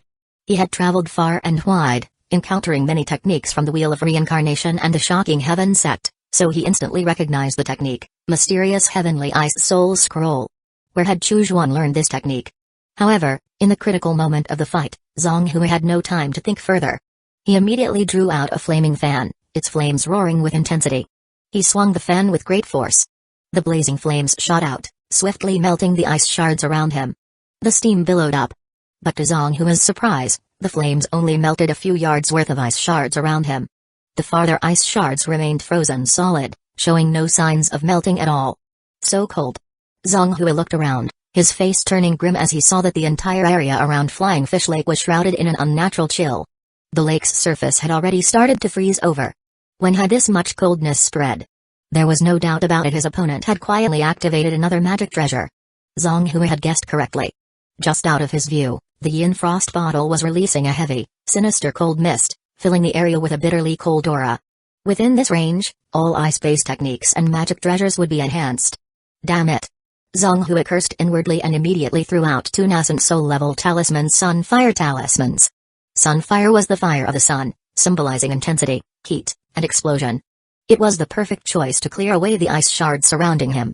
Zonghua knew that staying within the ice shards would only lead to his downfall.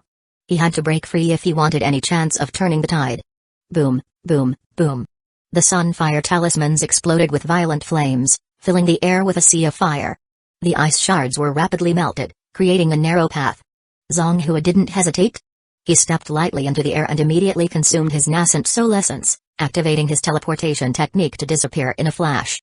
Chapter 327, You Dare to Kill the Holy Sun. Chujuan saw Zonghua's attempt to flee and immediately consumed more nascent soul essence to pursue.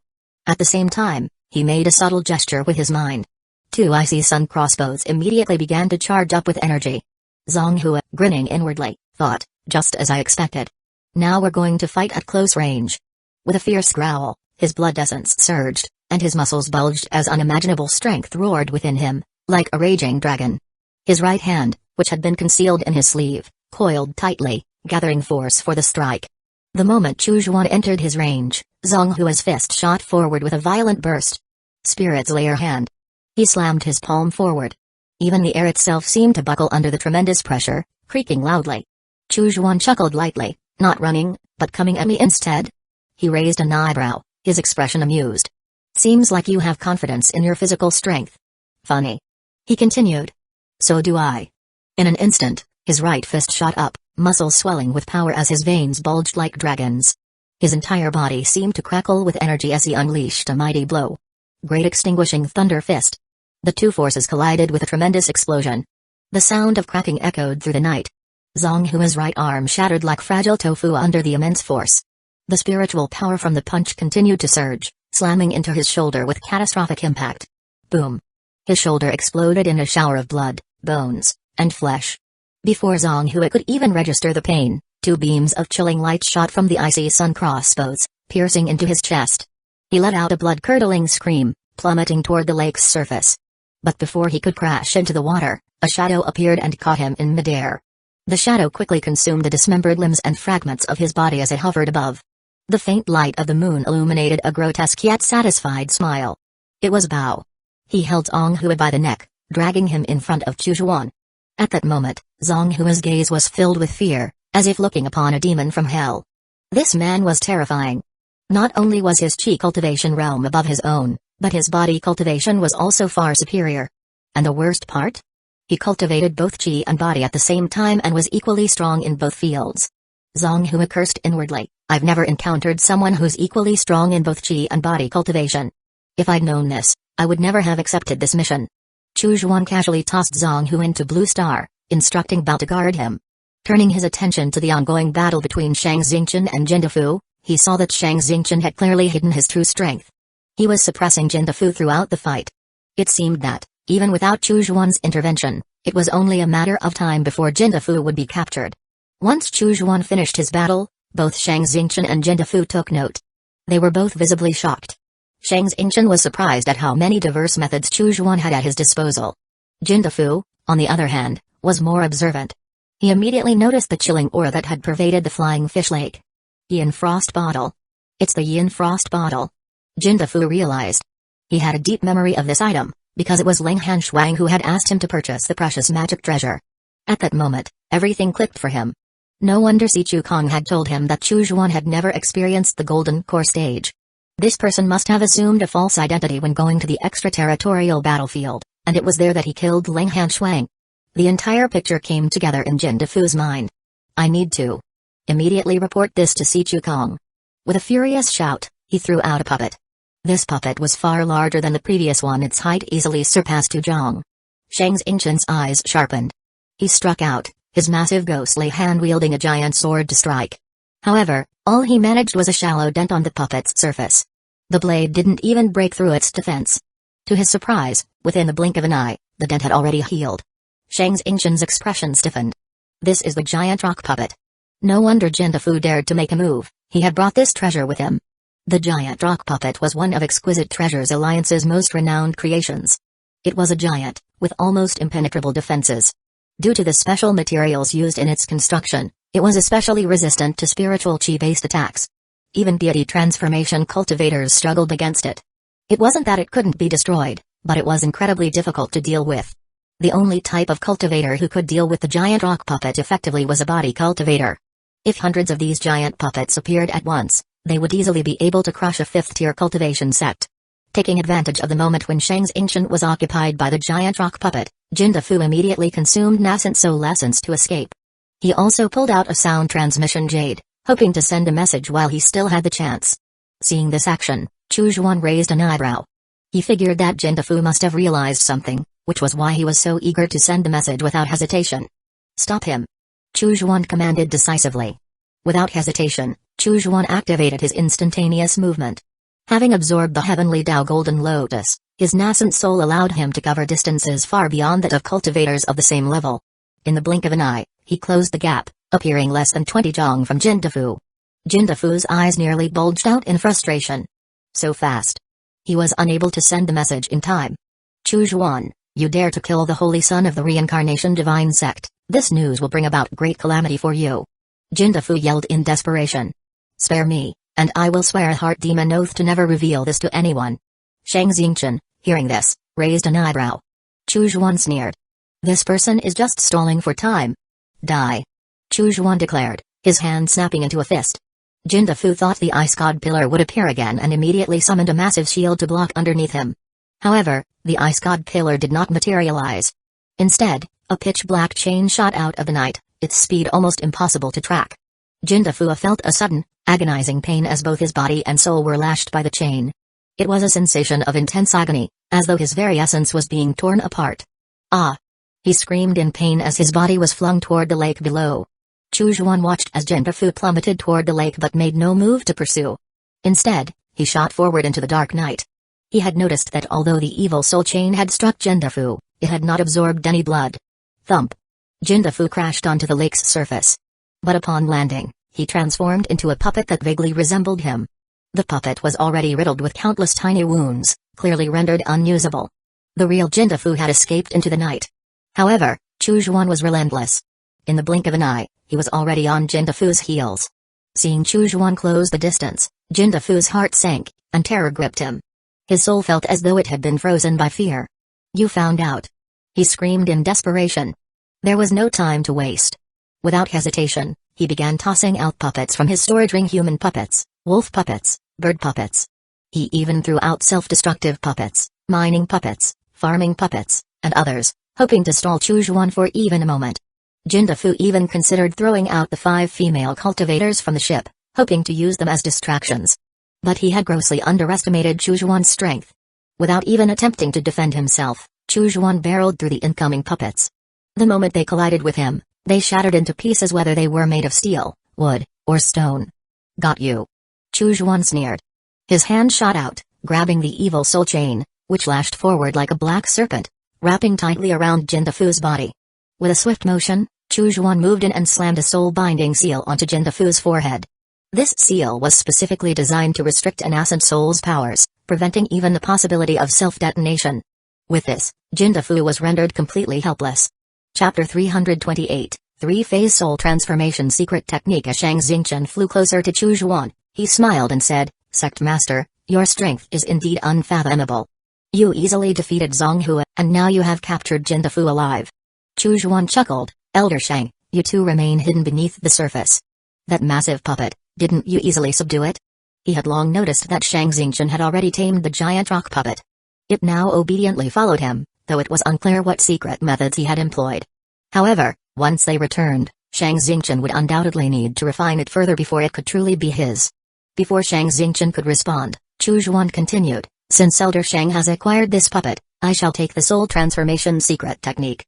Shang Xingchen opened his mouth, but no words came out. Indeed it should be. Having already secured the giant rock puppet, it would be improper for him to ask for the soul transformation secret technique. Shang Xingchen smiled and said, "If the sect master is ever willing to sell the soul transformation secret technique, please do remember me."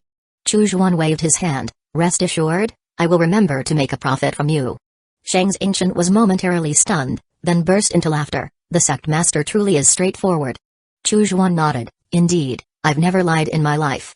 I've always been too blunt." Shang Xingchen chuckled and pointed to the sky.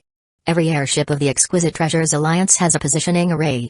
They will use every method available to retrieve their airships. How should we deal with this golden dragon ship?" Chu Juan countered, "What do you think, Elder Shang?" Shang Xingchen thought for a moment. The Divine Sect will certainly be interested in the airships of the Exquisite Treasures Alliance.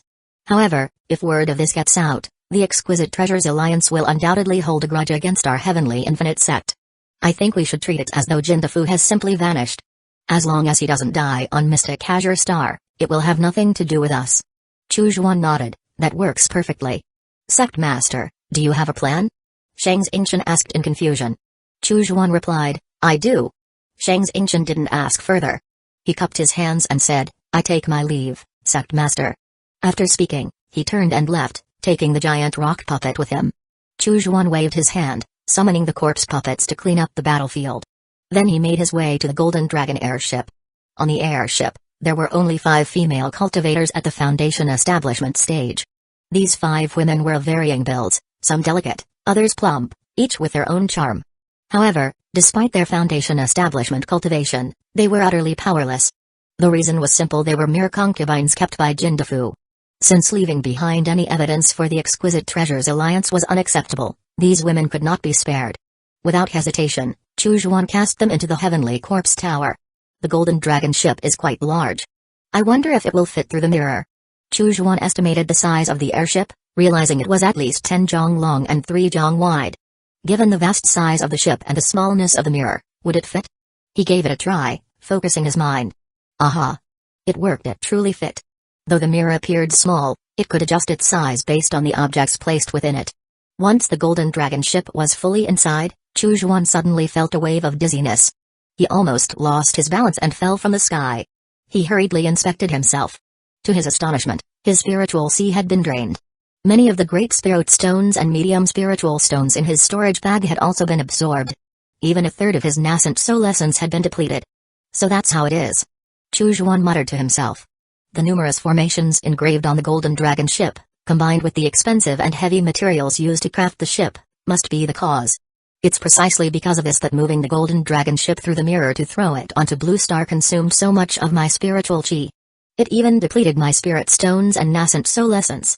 He rubbed his chin thoughtfully. The more energy contained within an object, the greater the consumption required to pass it through the mirror of all heavens. This made perfect sense. No wonder, whenever a cultivator was sent to Blue Star, their spiritual chi was drained so thoroughly. It turned out, the mirror was the one doing the draining. This mirror had quite a bit of intelligence. Initially, he had thought that anything could be thrown into Blue Star. Now, it seemed that if one were too greedy, trying to force things beyond their own capability into it, a dreadful backlash might occur. At first, it absorbed spiritual chi. When that wasn't enough, it began drawing on nascent soul essence. What would it drain next? His soul? His vitality? Chu Xuan didn't dwell on the thought further. This had served as a wake-up call for him. From now on, he would need to carefully assess before attempting to throw anything into Blue Star. Otherwise, the backlash, perhaps even death, could prove disastrous. Such an outcome would be a disgrace to a traverser. After cleaning up the battlefield and ensuring that no traces were left by the shores of Flying Fish Lake, Chu Xuan returned to Blue Star. The golden dragon ship was casually placed on a flat piece of land. After sending a few corpse puppets to guard it, he temporarily left it alone. He first approached Zonghua, performing a soul search technique. Then, he moved to stand before Jindafu, where he conducted the same technique, his actions undisturbed by the despair in the latter's eyes. After thoroughly searching through their minds, Chu Xuan finally opened his eyes. So it was Holy Sun Si Chikong. He muttered. Is this how far you would go to obtain my information? He sneered coldly. The last time, the Orthodox alliance secretly formed by traitors, such as Lu Ren, was also instigated by Si Chikong. As long as this person remained, future trouble would be inevitable. The soul transformation secret technique. Chu Xuan rummaged through Jindafu's storage bag for quite some time, finally finding a jade slip inscribed with divine consciousness. Upon closer inspection, he saw the words three-phase soul transformation secret technique engraved boldly. He placed the jade slip against his forehead, and countless pieces of written information flooded into his mind. After a while, he massaged his temples, deep in thought. This soul transformation secret technique was indeed an ancient method. It originated from the Golden Age, a time rich in precious herbs and abundant spiritual chi. During that era, almost all ancient cultivators practiced the soul transformation stage. This particular three-phase soul transformation secret technique was no different. However, the practitioner's nascent soul was unusually small, which would make it impossible for him to successfully undergo deity transformation. Thus, he took an unconventional path. He spent 200 years of his life on this technique, eventually creating the three-phase soul transformation secret technique. This technique required a special parasite called the ghost shadow worm, which would voluntarily parasitize the nascent soul. The ghost shadow worm fed on shadows. Once it consumed enough, it would enter a cocoon-like stage and undergo a metamorphosis, going through 3 stages of development. It was precisely because of the ghost shadow worm's unique nature that a parasitized nascent soul could undergo a transformation, significantly increasing the chances of successfully entering the deity transformation stage. Once the cultivator reached deity transformation, this ancient practitioner claimed he could devour the ghost shadow worm. By doing so, the hidden risk of being parasitized would disappear, and the nascent soul would be strengthened further. However, to ensure the ghost shadow worm kept feeding and evolving, this cultivator had no choice but to kill countless mortals. The accumulated karma from these actions had become so immense that the tribulation during deity transformation would be particularly terrifying. From the last words left in the jade slip, it seemed that this ancient cultivator had never survived the deity transformation tribulation. But for Chu Xuan, this was hardly an obstacle. Shadows? Weren't there plenty of them with the zombies? Chapter 329, We and the Exquisite Treasures Alliance shall be irreconcilable. The only real difficulty lay in finding the ghost shadow worm. In that golden age, it might have been easy to find such creatures. But now, Chu Xuan was deeply concerned whether these bloodthirsty, parasitic creatures still existed. Even if they did, They were likely only the descendants of the original ghost shadow worms, with only a trace of their bloodline remaining. However, it doesn't matter if they are the descendants of the ghost shadow worm. Now that I possess the holy ant cultivation method, I may be able to find a way to return the ghost shadow worms to their ancestral state. Chu Xuan mused with a smile. As long as one's thoughts remained clear, solutions were always more abundant than difficulties. He continued to check through the storage bags of Jindafu and Zhonghui. Both had numerous magic treasures, but their quality was rather mundane and did not suit him. While he could not use them, they could be traded with Elder Shang Xingchen, Wei Ji, and others. However, Jindafu did have over 100 large spirit stones, and the number of medium spiritual stones was even greater, over 10,000. Combined with the large inventory of goods in the hold of the Golden Dragon ship, Chu Xuan deduced that the Golden Dragon merchant fleet, under Jindafu's command, likely hadn't originally aimed for Mystic Azure Star. It was only due to the heavy monetary commission from Sichukong that their course had been altered, leading them to Mystic Azure Star. The three-phase soul transformation secret technique had clearly been intended for another client. Jindafu never imagined that he would fall here, and it was only by coincidence that the technique fell into his hands. Not bad, not bad. This time, it's quite a harvest. Chu Xuan nodded in satisfaction. The next day, at dawn, Song Junji woke up early. He had no choice but to rise early. He had to train relentlessly. The consequence of neglecting his training was a grim fate, a trip to the Corpses Valley to the left, or the Ghost's Cave to the right. Huh? Where did the ship in the sky go? He suddenly noticed something was off. For the past few days, the Golden Dragon ship, resplendent and grand, had been hovering in the sky.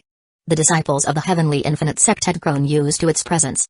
However, today, it was completely gone without a trace. Other disciples also noticed this strange occurrence. Even the Myriad Treasures Pavilion hasn't been moved, but the ship is gone. Could something have happened? Ha, could it be that they are afraid of us, the Heavenly Infinite Sect? Well, it's not entirely impossible. The disciples began to chatter, all curious as to why the ship had suddenly disappeared. Whoosh! Whoosh! A fierce gust of wind swept by. Chu Xuan and Shang Xingchen appeared together. Both of them gazed at the empty sky, equally stunned. Shang Xingchen furrowed his brow. Did Jindafu and the others flee overnight? Chu Xuan sighed deeply. Damn merchants. Damn merchants. I invested over 500 large spirit stones, and now it's all gone to waste. Truly, I overestimated the integrity of these merchants. From this day forth, my sect and the Exquisite Treasures Alliance will be irreconcilable. Shang Xingchen clenched his fists. Heartless merchants. If I, Shang Xingchen, ever cross paths with him again, I will definitely take his head. Whoosh! Once again, two gusts of wind swept through. Shi Juntian and Wei Ji looked up at the empty sky, their mouths agape. Shi Juntian exclaimed in shock, I just paid for the spirit stones yesterday and pre-ordered a magic treasure. Why is there no sign of them? Wei Ji gritted his teeth. I, too. I also paid for spirit stones to pre-order a puppet technique. The disciples instantly shrank back in fear. They all sensed the terrifying rage emanating from these nascent soul cultivators. The matter ended there. Not only did the disciples have no clue about what had happened, but even the nascent soul elders were equally confused. The Golden Dragon ship had countless formations inscribed upon it, including sound-blocking formations. If they wanted to sneak away without anyone from the Heavenly Infinite Sect noticing, it would be an easy task. Treasure Star. This star was bathed in gold, with luxurious and extravagant buildings sprawled everywhere. It seemed as though the very ocean's surface had been coated with gold leaf. The tallest structure on the star was a massive golden tower that pierced the heavens. This tower was the core of the Exquisite Treasures Alliance. In fact, the Exquisite Treasures Alliance did not have a fixed main gate. The many merchant fleets scattered across the stars could be considered small, mobile gates of their own. The towering structure was the center for information exchange for these fleets. Inside the tower, countless cultivators moved up and down, their feet never touching the ground. They were busy calculating the trade conditions across various cultivation stars. Some cultivation stars were embroiled in war, urgently needing pills and talismans. Others were in dire need of rebuilding, requiring vast amounts of spiritual plants and spiritual wood. Some cultivation stars boasted abundant metal mines. Others were rich in rare beasts and precious birds. And still, others. All these pieces of information were compiled within this grand tower, allowing the Exquisite Treasures Alliance's fleets to extract even greater profits. At the heart of the tower, there stood dozens of glowing orbs. Each of these orbs was inscribed with text, representing the various merchant fleets engaged in trade. The larger the fleet, the bigger the orb. And conversely, the smaller the fleet, the smaller the orb. Hey, the orb representing the Golden Dragon fleet is dimming. It's dimming further. It's completely extinguished. Among the busy cultivators of the Exquisite Treasures Alliance, some had noticed the anomaly. The orb that represented the Golden Dragon Fleet was fading visibly, its light waning until there was nothing left. Quickly report to the Lord of the Alliance. The cultivators immediately panicked. Moments later, the Master of the Exquisite Treasures Alliance, Fu Tanglong, received the news. His brows furrowed in confusion. The Golden Dragon Fleet was led by a nascent soul cultivator. The fleet's head merchant seemed to be Jindafu. He recalled a bit about this man. Jindafu was the second son of Elder Jinyaozu. After reaching the 6th level of nascent soul, he had set out alone to lead his own merchant fleet. Over 50 years, he had avoided major mishaps and had instead brought back numerous rare treasures for the sect. Because of Jinyaozu's connections, the Golden Dragon ship had been inscribed with numerous attack and defense formations. Even the merchant fleets led by some elders in the deity transformation stage couldn't match the Golden Dragon ship. So why had the Golden Dragon fleet suddenly encountered trouble? While Fu Tanglong was pleased to see this, any issue with the fleet meant the ship had to be retrieved. Fu Tanglong casually waved his hand, and a circular disc appeared in his palm. The disc was filled with countless stars. Every Exquisite Treasures Alliance ship had a small, inconspicuous formation etched onto it. This formation allowed the location of the ship to be tracked. Unless the plunderers took the ship far beyond reach. Golden Dragon ship. Fu Tanglong calmly spoke. The disc began to shift rapidly. Countless stars blinked and flickered within it. But 10 breaths passed, then 100, then 15 minutes, and still, the stars continued to flash, unable to stop. The disc grew increasingly hot in his hands. He was a mighty deity transformation cultivator, yet even he struggled to hold the disc. What's going on? He furrowed his brows deeply, sensing something was wrong. Could the Golden Dragon ship have been taken to an extremely distant location? Perhaps it was even beyond the range of the disc's detection? Alternatively, the enemy might have the ability to block the disc's detection. But such methods were rare. Fu Tanglong thought for a moment and then remembered someone. Wen Lingshan's life-bound magic treasure, the Asking Heaven Mirror, a precious divination tool. I can only use the favor owed to him in the past to ask him for help in divining the whereabouts of the Golden Dragon ship. Chapter 330, I have never failed in divination. Fu Tanglong understood the situation all too well. Wen Lingshan was a deity transformation cultivator, deeply versed in the art of divination. As long as he was willing to expend some of his lifespan, locating the Golden Dragon ship would be no challenge at all. However, the faction led by Elder Jinyaozu had always been at odds with him. After much thought, Fu Tanglong decided it was not wise to squander a favor with Wen Lingshan. Let Jinyaozu handle the headache himself. With a cold sneer, Fu Tanglong instructed his subordinates to inform Elder Jinyaozu of the situation. In the boundless starry sea, a fleet of ships was steadily advancing toward a cultivation planet. At the head of the fleet was an enormous ship, far larger than any of the others behind it. This was the ship of the Exquisite Treasures Alliance's Elder Jinyaozu, the Tanlong ship. At this moment, Jinyaozu sat cross-legged upon a plush bed. 2 graceful female cultivators flanked him, offering the freshest spiritual fruits. Just then, a voice came from outside the door. Master, news from Treasure Star: the Golden Dragon fleet has gone missing. Jinyaozu froze, abruptly rising from the bed. Come in and speak. A burly middle-aged man entered cautiously. This was Jinyaozu's eldest disciple, Dong Fangxiu. Ignoring the 2 female cultivators, Dong Fangxiu spoke respectfully. Master, the Alliance Lord says that even his boundless star disk cannot detect the whereabouts of the Golden Dragon ship, and he suggests you handle it yourself. Jinyaozu clenched his fists. No other information? What about Jindafu? What's his status? Dong Fangxiu shook his head. We don't know. Jinyaozu began to pace back and forth, his face darkening. That bastard Fu Tanglong. He is clearly trying to avoid helping me. His boundless star disk can track the location of every ship in the fleet. How could it possibly fail to locate the Golden Dragon ship? Damn him. The more Jinyaozu thought about it, the angrier he became, convinced that Fu Tanglong was relishing his predicament. Dong Fangxiu, ever the cautious disciple, gently offered a suggestion.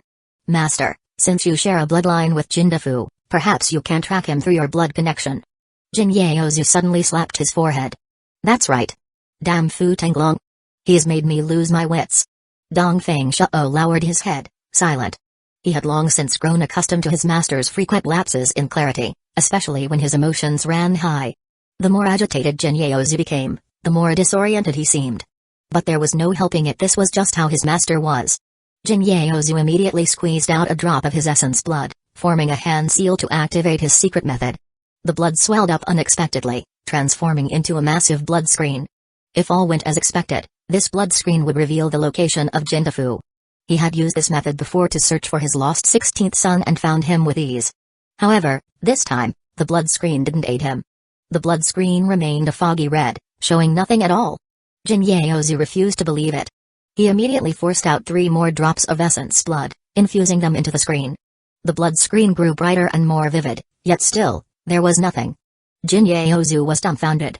Dongfeng Shao was equally stunned. This was a deity transformation cultivator using his essence blood to trace a bloodline heir. How could it not work? Unless someone else, also a deity transformation expert, had used sinister means to obscure the bloodline connection. Jinyaozu gritted his teeth. Who could it be? Is it one of my rivals in the Exquisite Treasures Alliance? Or someone coveting Jindafu's wealth? Dongfeng Shao lowered his voice. Master, I know you're anxious, but please calm down. Anyone who could block a bloodline connection must be powerful. I think you could try asking Zhao Tankang for help. His divination skills are exceptional and almost never fail. If he helps, we'll surely find Jindafu's whereabouts. Then, we'll know exactly who did this. If even Zhao Tiankai can't find anything, we may need to ask Wen Lingshan of the Reincarnation Divine Sect. But his fees are quite high. Jinyaozu cursed. Zhao Tankang? That old ghost doesn't have a good relationship with me. If I go to him for divination, I'll be forced to pay through the nose again. Dongfeng Shao lowered his head. Master, it's inevitable that we'll need to part with some treasures to find Jindafu. Please don't be upset. Jinyaozu took several deep breaths to calm himself down. Send word. We won't go to Silver Orchid Star. Change course to Reincarnation Star. Yes, Master. Not long after, Reincarnation Star. Zhao Tiankang, the venerable diviner, sat across from Jinyaozu. Dongfeng Shao stood respectfully by the side. Jinyaozu, growing impatient, asked, Zhao Tiankang, give me a clear answer. Will you help me with the divination and find my son's whereabouts? Zhao Tiankang leisurely sipped his tea and smiled. I can help, but I require a heavenly Ure Colossus. Jinyaozu's eyes widened in surprise. Heavenly Ure Colossus? Impossible. I only have 3. The heavenly Ure Colossus, much like the Gaint Rock puppet, was one of Exquisite Treasures Alliance's unique puppets. The heavenly Ure Colossus could control arrays. Any array with it at the helm would increase its power by more than 30%. Additionally, it had the ability to alter the formation, making it nearly equivalent to a half-formation master. Zhao Tiankang rose from his seat. Then I'm afraid you'll have to leave. Jinyaozu cursed. A lion's share, eh? I'll never ask for your help again. He stormed towards the hall's entrance, taking 1 step, then 2, then 3. Zhao Tiankang, unfazed, simply watched him leave. Then, Jinyaozu paused and returned. Fine, I'll give it to you. Dongfeng Shao observed the entire exchange, maintaining an air of detachment. His master, despite leading a major business group, acted more like a territory chief than a savvy merchant. He wasn't good at bargaining. Whenever someone gave him a price, he simply agreed, rarely attempting to negotiate. Zhao Tankang smiled widely and nodded. Each time I perform divination, it costs at least 100 years of my life. My 100 years of life are precious, fellow Taoist Jin, please understand. Jinyaozu snorted coldly. I'll give you the heavenly Ure Colossus, but my only condition is that you must find my son's whereabouts. Otherwise, I won't compensate for the lost years of your life, and I'll take back the heavenly Ure Colossus. Zhao Tankang laughed heartily, his confidence unwavering. Rest assured. I have never failed in divination. He took out a set of 36 jade slips, each one carefully crafted as part of his latest magic treasure, the 6 divinations technique. It represented the culmination of his life's work in divination. He then requested a drop of Jinyaozu's essence blood. The blood condensed into threads, merging with the 36 jade slips. With 100 years of my life, I inquire about Jindafu's location. Zhao Tiankang slammed the 6 divinations technique onto the table, speaking with great solemnity. The jade slips flew into the air, weaving together a glowing screen. Countless stars spun and shifted. The vast starry sky rippled, changing shape. The image seemed to be gradually becoming clearer. Jinyaozu and Dongfeng Shao both stretched their necks, eager to discover where Jindafu might be. But then, crack. It sounded as though a colossal hand, filled with boundless power, had come crashing down from the void. The glowing screen produced by the 6 divinations technique was instantly flattened. Zhao Tankang's smile froze. Jinyaozu stared at the now empty inquiry heaven mirror and looked at him. Where is my son? Zhao Tankang. Chapter 331, I am growing old. It wasn't until Jin Yaozu stormed off with Dongfang Shao in tow that Dan King came to his senses. He stood there, lost and disoriented, muttering to himself, how could this be? He had invested countless efforts and spiritual stones, entrusting others to craft the 6 divination slips. Yet 2 of them shattered instantly. The rest of the jade slips were also riddled with cracks. This magical treasure had essentially been ruined. Not only had he failed to obtain the heavenly Array Colossus, but he had also wasted a century of his lifespan, along with the precious 6 divination slips. He had originally intended to use this treasure to track down He Liang's whereabouts. How could this be? How could this be? True Master Tan Kang howled, his eyes wide with madness. Tan Kang the old wretch is a master of divination, yet he couldn't even find my son's whereabouts. Jin Yaozu muttered darkly. Dongfang Shao lowered his voice, Master, should we perhaps ask Senior Wen Lingshan of the Reincarnation Divine Sect for assistance? As long as you can meet his price, he will surely help. Jin Yaozu clenched his teeth, Wen Lingshan. He's not like Tian Kang the old ghost. Even if he can't find a Fu's whereabouts, there's no chance he'd return what he took from me. He's an astral projection cultivator, I wouldn't dare argue with him. Dongfang Shao sighed, then it is up to you, Master. The Fu's spirit should understand from the heavens. At the mention of his son, Jin Yaozu's eyes reddened. Jin Dafu had been his most beloved son. To lose him in such silence and without a trace, how could he possibly accept it? Let's go. We shall find Wen Lingshan. At the Reincarnation Divine Sect's main hall, Si Chukong received Jin Yaozu. He cupped his hands in respect and said, Senior Jin, my ancestor has publicly announced that he will no longer perform divination. Senior Jin, you may want to seek someone else. What? Jin Yaozu's face was filled with astonishment. No more divination? You, a powerful astral projection cultivator, whose very life treasure is a divination tool, now claim to stop divining. Who would believe that? Jin Yaozu gritted his teeth. I am willing to offer the method for crafting the heavenly Array Colossus. Please, Senior, grant me this favor. Si Chukong raised an eyebrow. The crafting method for the heavenly Array Colossus was indeed a priceless treasure. The Exquisite Treasures Alliance had repeatedly insisted that only the puppets themselves could be sold, but the crafting method must never be leaked. The Reincarnation Divine Sect had long coveted the heavenly Array Colossus. To his surprise, Jin Yaozu was willing to trade this method in exchange for 1 divination from Wen Lingshan. Please wait, Senior Jin. I will report to my ancestor. Si Chukong turned and left. Moments later, he returned, smiling. Senior Jin, my ancestor has said that although he no longer performs divinations, he deeply understands your paternal affection and is willing to make an exception. Jin Yaozu bowed respectfully. Thank you, Senior, for your kindness. He immediately handed over a jade slip with both hands. This contains the method for crafting the heavenly Array Colossus. Please, do not spread it. Si Chukong smiled. I understand. After a while, a hearty laugh suddenly echoed through the hall. Jin Yaozu, I remember you well. How time flies. You've even reached the deity transformation realm, very impressive. Wen Lingshan, with the ethereal aura of a celestial being, appeared before them. Jin Yaozu and Dongfang Shao hurriedly bowed. This was an astral projection cultivator, the ancestor of the Reincarnation Divine Sect. With a mere wave, he could obliterate them both. For the sake of your son, you have gone to such lengths. Truly, the bond between father and child is evident.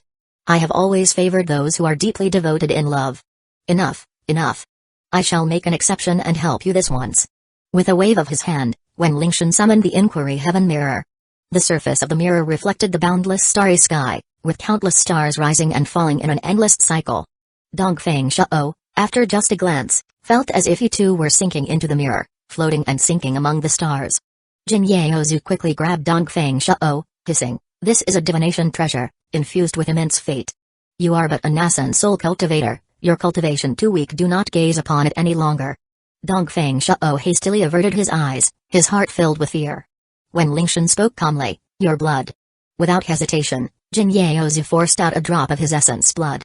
The blood fell into the Wentian mirror of its own accord. In the blink of an eye, it was absorbed, disappearing into the vast sea of stars.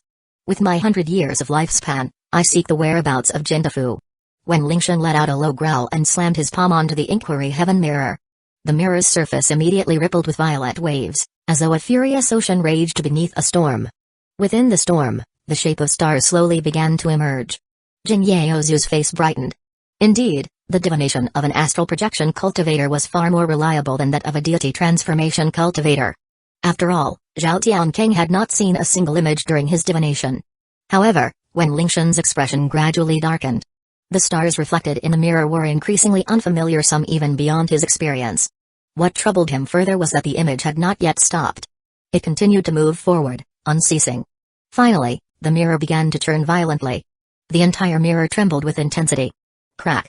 It was as if an invisible hand had struck from the void, causing the mirror to calm instantly. It returned to its initial stillness. Jin Yaozu's face went pale with confusion. "Senior, what is this?"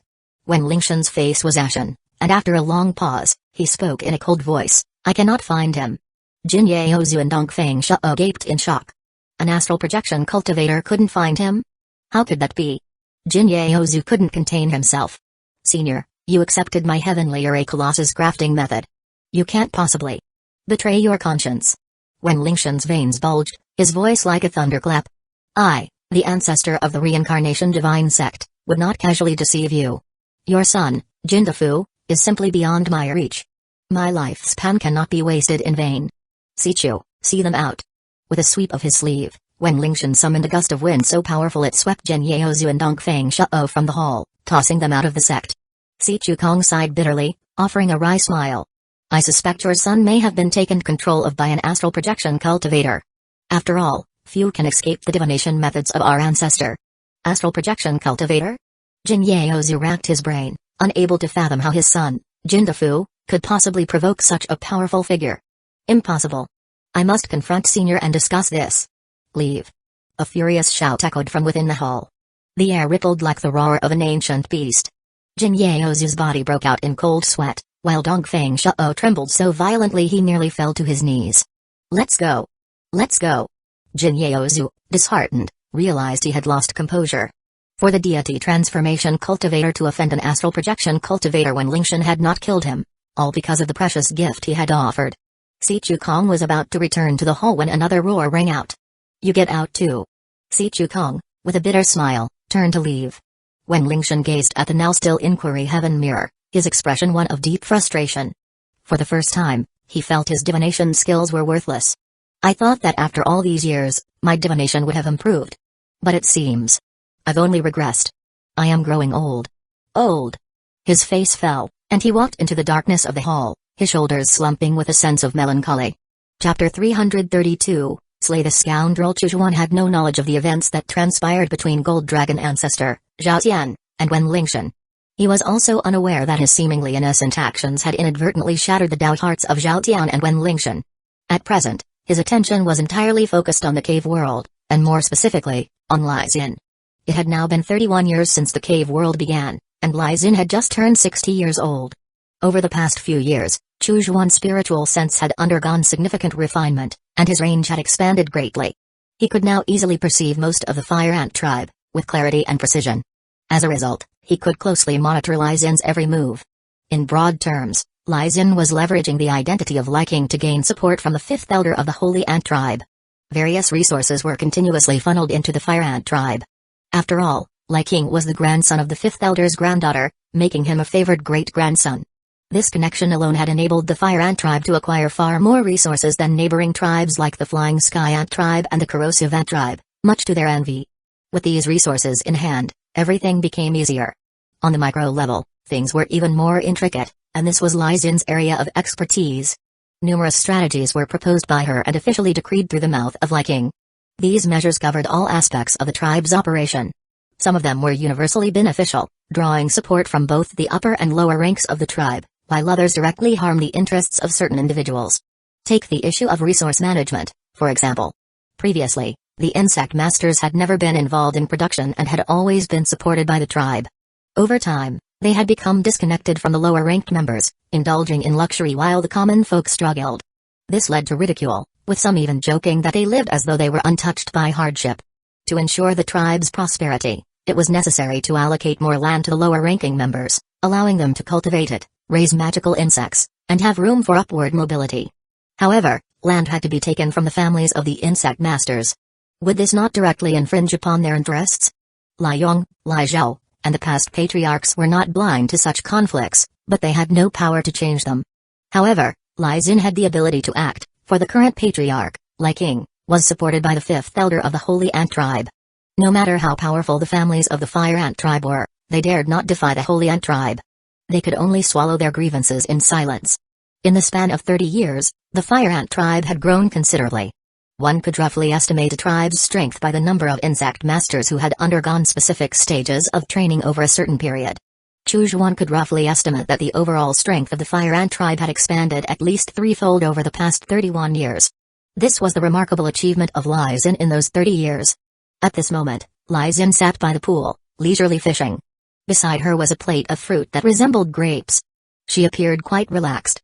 Her hair had turned completely silver, and her face had gained many wrinkles. Yet, traces of her youthful beauty could still be seen. Perhaps due to the tragic death of her father, who had succumbed to exhaustion, Aizen had learned the importance of not overworking. She now refrained from excessive toil and instead focused on setting the larger goals and strategies. As for the finer details, she left them to her subordinates to handle. Her philosophy was simple: trust those you employ, and if you doubt them, don't use them. If one attempted to oversee every minute detail personally, it would eventually lead to burnout, just as her father had experienced. At that moment, a figure approached her. The person was tall, with graying temples, and was none other than Shenji, Aizen's maternal uncle. However, the current Shenji treated her with great respect. "Master," he said respectfully, "as per your instructions, I've anonymously reported the Flying Sky Ant tribe leader's secret meeting with the Mad Spider tribe to the third elder." He hesitated for a moment before continuing. "However, I'm concerned. The evidence is half true, half false. Will the third elder believe it?" Aizen smiled faintly. The third elder and the fifth elder of the Holy Ant tribe have always been at odds. The Mad Spider tribe is the mortal enemy of the Holy Ant tribe. Once this matter comes to light, the third elder will certainly use it to force the fifth elder to take drastic action against the Flying Sky Ant tribe. This will give us the excuse we need to strike at the Flying Sky Ant tribe. And from this point on, the fifth elder will have no choice but to rely on our Fire Ant tribe for everything. Shenji nodded in respect. Master's insight is unmatched. Aizen waved her hand dismissively. "Go now. I'm not involved in the internal matters of the Holy Ant tribe. You are one of the fifth elder's sons, so you have the qualifications to participate. If the fifth elder shows any signs of wanting to eradicate the Flying Sky Ant tribe, inform me immediately." "Understood, Master," Shenji replied, bowing respectfully before turning to leave. Aizen watched his retreating figure, a faint smile playing on her lips. The mind control ant had been implanted in Lai King's mind, subtly altering his cognition over the years. Even if the mind control ant were to leave his mind now, Lai King would still unconditionally follow her commands. Now, she had turned the mind control ant on Shenji, her uncle. The results were immediate. Shenji had become her eyes and ears within the Holy Ant tribe, providing her with a steady stream of intelligence. The current scheme to deal with the Flying Sky Ant tribe was merely a small maneuver. With the strength of the Fire Ant tribe, it would be easy to crush the Flying Sky Ant tribe, but they simply lacked a reason to do so. The fabricated evidence, half truth and half lie, provided the perfect excuse. This would also force the fifth elder to act against the Flying Sky Ant tribe, severing ties with his own allies and leaving him with no choice but to rely on the Fire Ant tribe. Such a situation would eventually make it easier for her to take control of the Holy Ant tribe. "I remember we still owe the Flying Sky Ant tribe quite a number of insect crystals. After so many years of delays, there are still around 70 to 80,000 left. Eliminating the Flying Sky Ant tribe will clear that debt once and for all." A sly glint flashed in Aizen's bright eyes. In less than 3 days, Shenji sent back news that the fifth elder had indeed decided to sever ties decisively. Aizen acted without hesitation. The insect masters of the Fire Ant tribe, who had been accumulating power for years, charged into the Flying Sky Ant tribe's territory, their battle cries echoing through the air. However, the insect masters adhered strictly to their code. They harmed no women or children. They destroyed no homes. They took no valuables.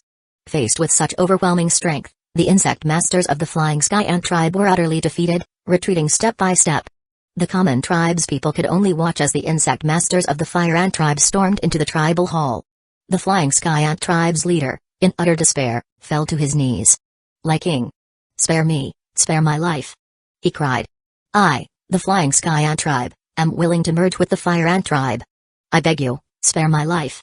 He clung desperately to Lai King's leg as though it were his only lifeline. But Lai King said nothing. Instead, he stepped aside, allowing a small figure to emerge from the entrance of the hall. The figure walked slowly, step by step, and soon stood before the leader of the Flying Sky Ant tribe. The leader froze in place, raising his head. "Did you ever consider this moment when your Flying Sky Ant tribe coveted our land and repeatedly invaded the Fire Ant tribe?" Lai Xin's cold voice pierced through the silence as she glared down at him. The Flying Sky Ant tribe's leader wept bitterly, his tears streaming down his face. I was wrong. I will never do it again. Please, spare me.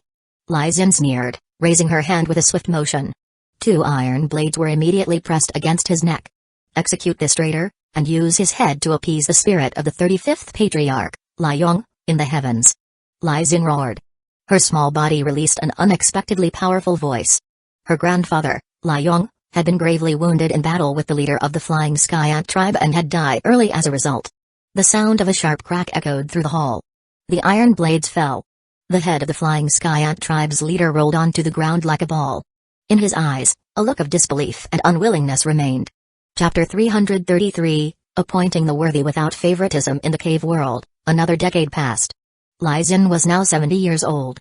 Over these 10 years, she had remained steadfast in executing her strategies. On the one hand, she continued to strengthen the Fire Ant tribe.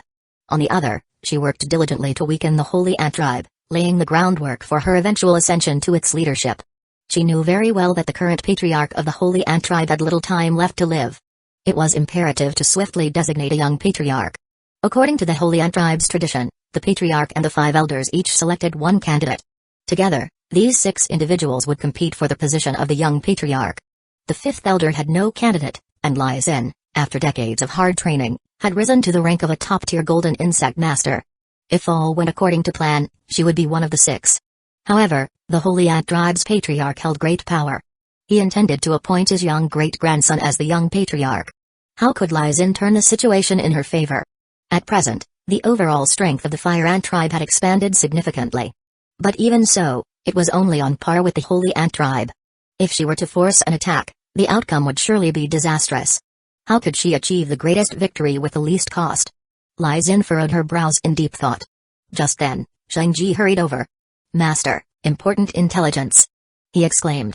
The Great Elder, the 3rd Elder, and the Mad Spider tribe have secretly met and, in the dark, replaced the guardians of the tribe with their own people. Lai Xin raised an eyebrow. What was this about? A rebellion? The 3rd Elder, usually the most vocal, had always claimed that he would annihilate the entire Mad Spider tribe. Yet, to her surprise, this bold, brash individual had already betrayed them. Lai Xin pondered for a moment. This could be an excellent opportunity. If she played her cards right, she might just be able to secure the position of young patriarch. Ultimately, once the current patriarch passed, she could take control of the Holy Ant tribe. After thinking for a while, Lai Xin issued her command. Passed the orders. The elite insect masters of the Fire Ant tribe are to immediately set up ambushes at the caves outside the Holy Ant tribe, awaiting my signal. Also, inform the agents I have placed under the Great Elder and the 3rd Elder to do the same and wait for my signal before they act together. Shang-Ji bowed respectfully. Understood. A few days later, the 5th Elder indeed sent word. The patriarch's time was short, and a meeting was to be convened to decide the candidate for the young patriarch. The patriarch and the 5 elders would each select one candidate, who would immediately travel to the Holy Ant tribe to compete for the position. The 5th elder's chosen candidate was Lai Xin. Since Lai Xin had demonstrated the strength of a golden insect master, no one dared to underestimate her anymore. Moreover, though she was 70, given the lifespan of a golden insect master, she still had many years ahead of her.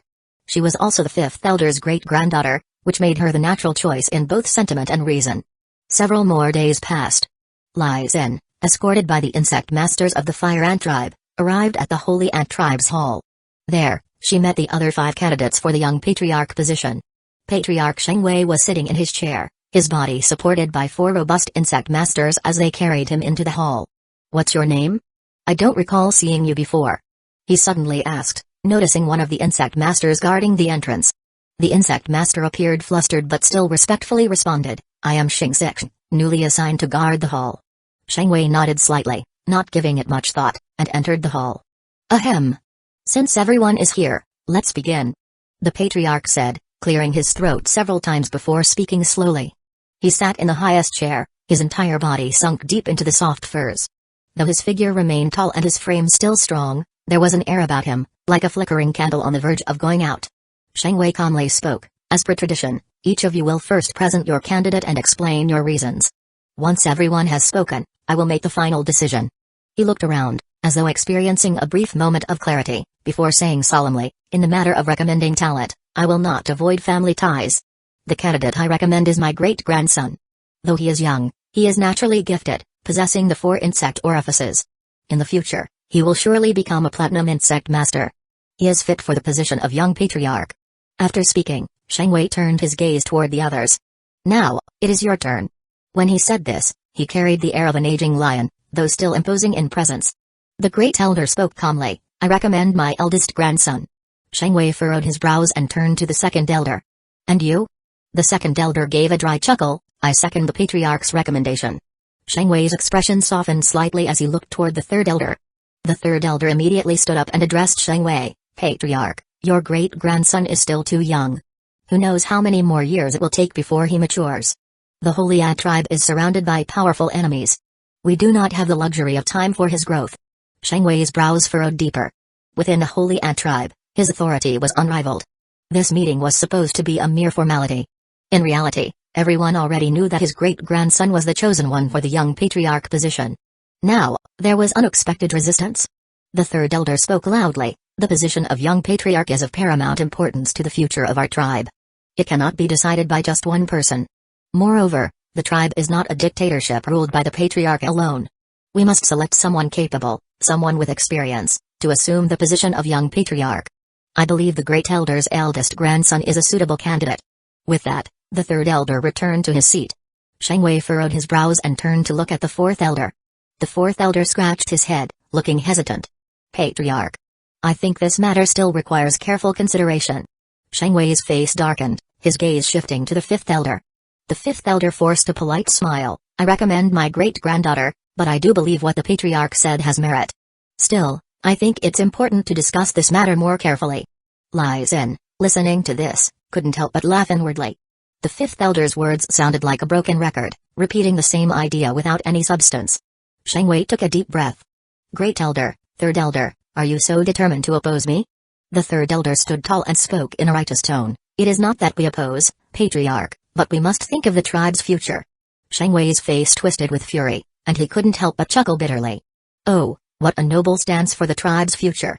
Patriarch's guards, come forth, seize the great elder and third elder. Swish, swish, swish. Immediately, a large group of insect masters appeared, but instead of bowing to Shang Wei, they turned and faced the great elder and third elder. The lead golden insect master respectfully addressed them, greetings, great elder, third elder. The great elder calmly responded, the patriarch is old and confused, deceived by treacherous people. Take the patriarch back to rest. The matter of the young patriarch should be discussed later. Yes. The lead insect master nodded respectfully. Swish, swish, swish. The insect masters immediately rose, moving toward Shang Wei with evident intent to detain him. Shang Wei's face drained of color, his chest swelling with fury. These insect masters were strangers to him, he had never seen them before. His suspicions immediately crystallized. The great elder and third elder must have secretly replaced the tribe's guards. These two had been planning this for a long time. You. Shang Wei's voice trembled with rage. His anger caused him to cough up blood repeatedly. Although he was a platinum insect master, he was now old and frail, his strength much diminished. His power was no longer on par with a high-ranking golden insect master. At this moment, he couldn't do anything to stop the great elder and third elder. Just as the tension was about to escalate, a voice suddenly rang out. The Fire Ant tribe has objections. Chapter 334, Mutiny. Everyone turned toward the voice, seeing a petite, delicate figure emerge from the shadows. The third elder paused for a moment, then burst into loud laughter. Ha ha. Fifth elder, is this the person you recommended? She doesn't even bear the Shang surname. He mocked. The great elder's expression remained calm as he spoke. I remember your name, Aizen. You do not bear the Shang surname, so you are not one of our Holy Ant tribe. He continued, his tone filled with disdain. Those who are not of our kin must have different hearts. Seize her and throw her into the tribe's dungeon. As the great elder gave the order, a few insect masters rushed forward to subdue Aizen. However, in the blink of an eye, Aizen suddenly swung her fist with explosive force. Her petite fist struck with overwhelming power, and in an instant, the insect masters who had tried to seize her were sent flying to the ground. They writhed in pain, clearly unable to continue fighting. The leader of the group, the golden insect master, Zhu Qi, felt his pupils contract in shock. These insect masters, although not golden insect masters, were seasoned silver insect masters, yet they had been effortlessly knocked out by Aizen. The great elder and third elder exchanged glances, both surprised. This Aizen seems to have some real strength. Seize her. The Great Elder barked. I'll handle it personally. Zhu Qi sneered as he stepped forward. Zhu Qi was a mid-level golden insect master from the Mad Spider tribe. He had been sent by the tribe's leader to assist the Great Elder and Third Elder in their power struggle. Even without calling on his Yao insect, he was confident in his ability to subdue this petite woman with ease. Come here. Zhu Qi roared as his large, rough hands lunged toward her. Aizen's lips curled into a feigned smile, and instead of retreating, she advanced, delivering another crushing blow with her fist. Zhu Qi let out a derisive laugh. You're seeking death. In the next instant, their fists collided with an explosive crash. Crack. Zhu Qi's arm twisted unnaturally at the impact, his bones clearly shattered as the force of Aizen's strike drove through him. Aizen then swiftly twisted his arm further, contorting it in a painful direction, causing Zhu Qi to scream out in agony.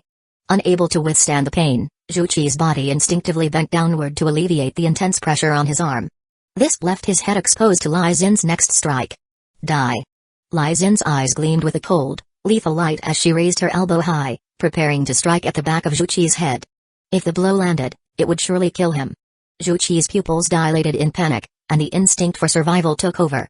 He immediately summoned his demon insect, the earth-tough spider. The spider, the size of a young calf, emerged from the ground with a terrifying presence. Its body was a dirty yellow, covered in thick bristles, and its sheer size was enough to send a chill down anyone's spine. The earth-tough spider, one of the most popular demon insects of the Mad Spider tribe, was known for its immense strength and durable exoskeleton perfect for withstanding enemy attacks. Seeing the spider, Aizen smiled faintly and immediately sprang backward, leaping several feet away to create distance. Spiders. The crowd gasped in shock. In the Holy Ant tribe, insect masters traditionally contracted with ants, but only their mortal enemies, the Mad Spider tribe, were known to form pacts with spiders. This person is an insect master from the Mad Spider tribe. A few insect masters whispered in disbelief.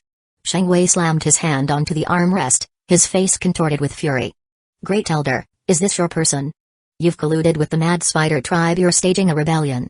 The animosity between the Holy Ant tribe and the Mad Spider tribe had existed for generations. In fact, opposing the Mad Spider tribe was considered a political standard in the Holy Ant tribe. For the Great Elder and the Third Elder to seek the Mad Spider tribe's help to seize power, they had been careful to ensure that none of the Mad Spider tribe's insect masters openly summoned their demon insects. But now, with Aizen's unexpected interference, their plans had been exposed. With Zhu Qi revealing his affiliation with the Mad Spider tribe, the rebellion of the Great Elder and Third Elder had been confirmed. The Great Elder's face darkened.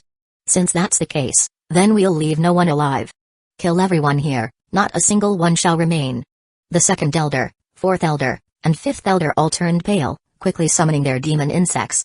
But they were old now. Even though they had once held the rank of Golden Insect Master in their youth, their power had significantly waned. Facing the overwhelming force of the Mad Spider tribe's insect masters, how could they hope to withstand? Zhu Qi gritted his teeth, enduring the pain as he slowly rose to his feet. His eyes were fixed on Aizen, and he growled through clenched teeth, so be it. With a sweeping motion of his arm, two more spiders appeared beside him. One was the Shadow Spider, known for its stealth and ambush abilities. The other was the Purple Poison Spider, notorious for spitting deadly venom. Filthy woman, I'll tear you apart. Zhu Qi's features twisted with rage. He had never suffered such humiliation being a mid-tier golden insect master, to have his arm twisted like a ragdoll by a woman, no less one whose physique was nowhere near his own. At that moment, Aizen took out a special insect whistle and blew it with a sharp, eerie tone. The strange, low-pitched sound resonated and traveled far. Zhu Qi sneered, trying to call for backup. Don't bother. 70 to 80% of the Holy Ant tribe's insect masters have been dispatched elsewhere. There's no group of insect masters nearby. You're all alone. Kill her. Zhu Qi roared, his voice dripping with venom. The Shadow Spider, Purple Poison Spider, and the Earth-Tough Spider all rushed toward Aizen with terrifying speed. Aizen smirked.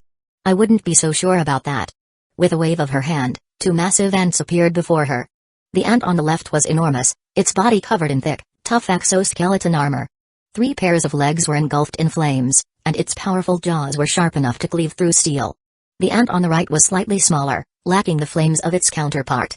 However, it continuously exhaled thick clouds of black smoke from its mandibles, creating an ominous aura. The ground trembled slightly as the 2 giant ants stood poised, ready to engage in battle. The 2 giant ants, named Flame Armored Ant and Explosion Ant, were formidable creatures. The former was strong both in defense and in fiery attacks, while the latter could spit high-temperature fireballs that not only burned their target but also exploded on impact.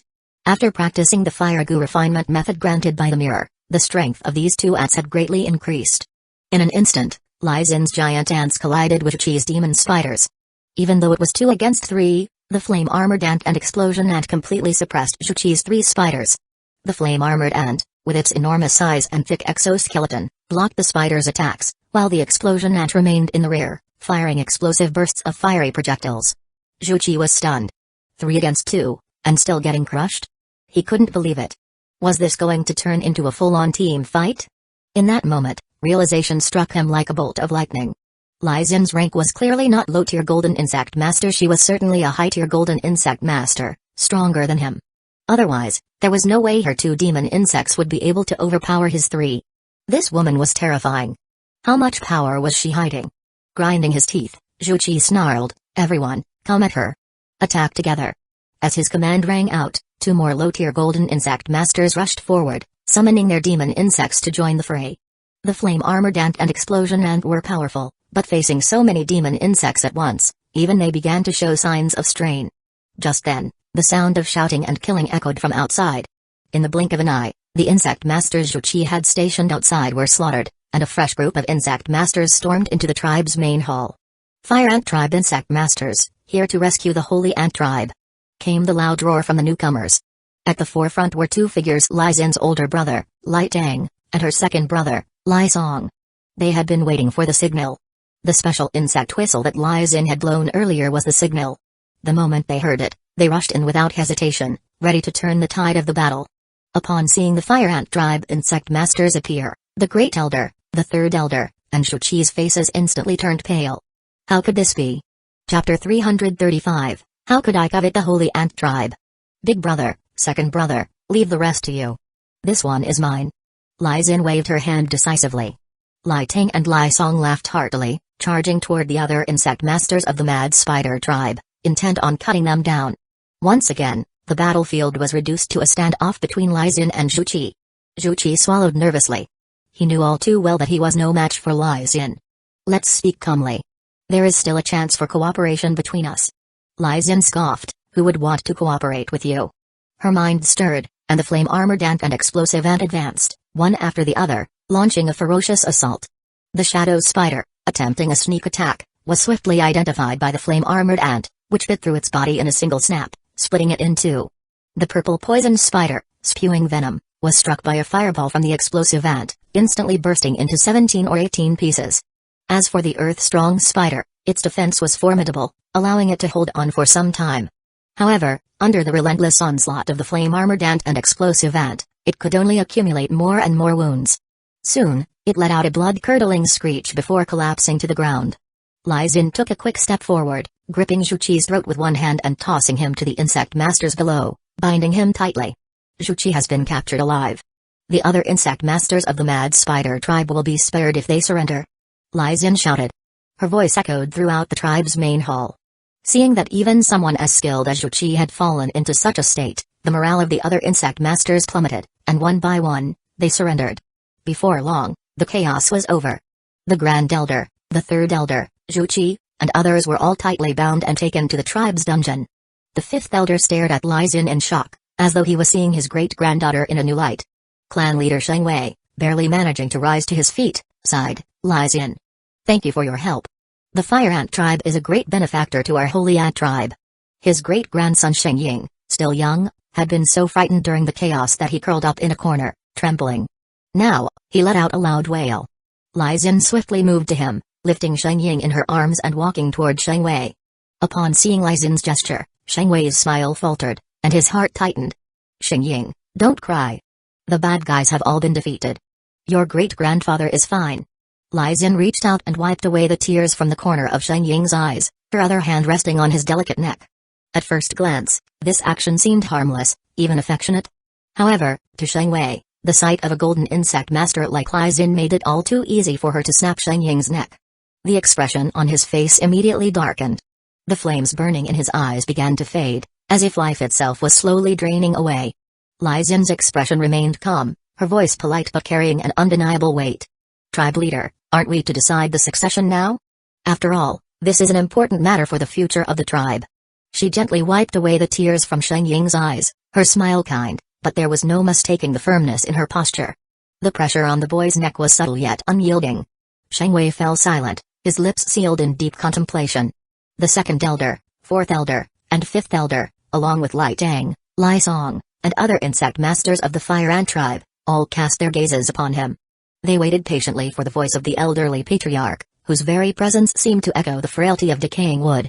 Sheng Wei's voice came forth in a hoarse whisper, "I Sheng Wei, the 89th patriarch of the Holy Ant tribe. In my time as patriarch, my accomplishments have been few, and my mistakes have been many. My life's end is near, and I feel deeply that the tribe cannot survive a day without a leader. Therefore, I have decided to pass the position to Lai Xin." Lai Xin, however, shook her head gently. "Patriarch, how can this be? I do not bear the surname Sheng. So how could I inherit the leadership of the Holy Ant tribe? The position of patriarch should rightfully pass to Sheng Ying." Sheng Wei froze for a moment.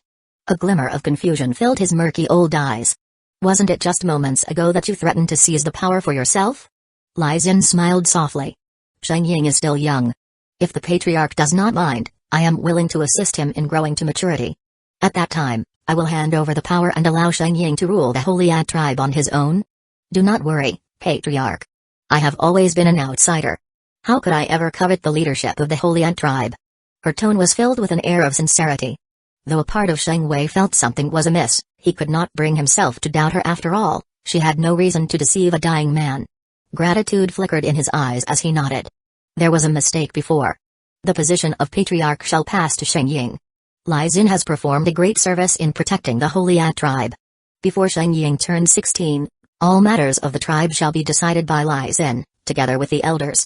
Sheng Wei struggled to utter these words, and once he finished speaking, the light in his eyes faded rapidly.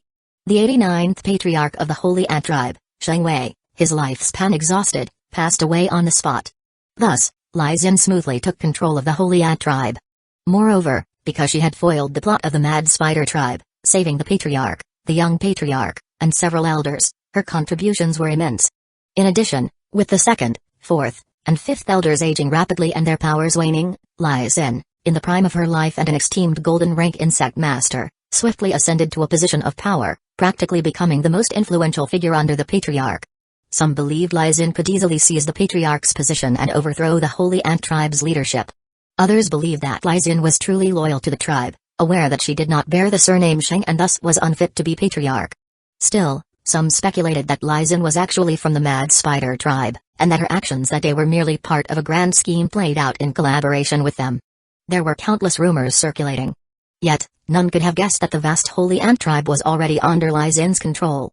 As for the still immature Sheng Ying, she would simply use the illusionary ant to subtly alter his perception. He was never part of her true calculations.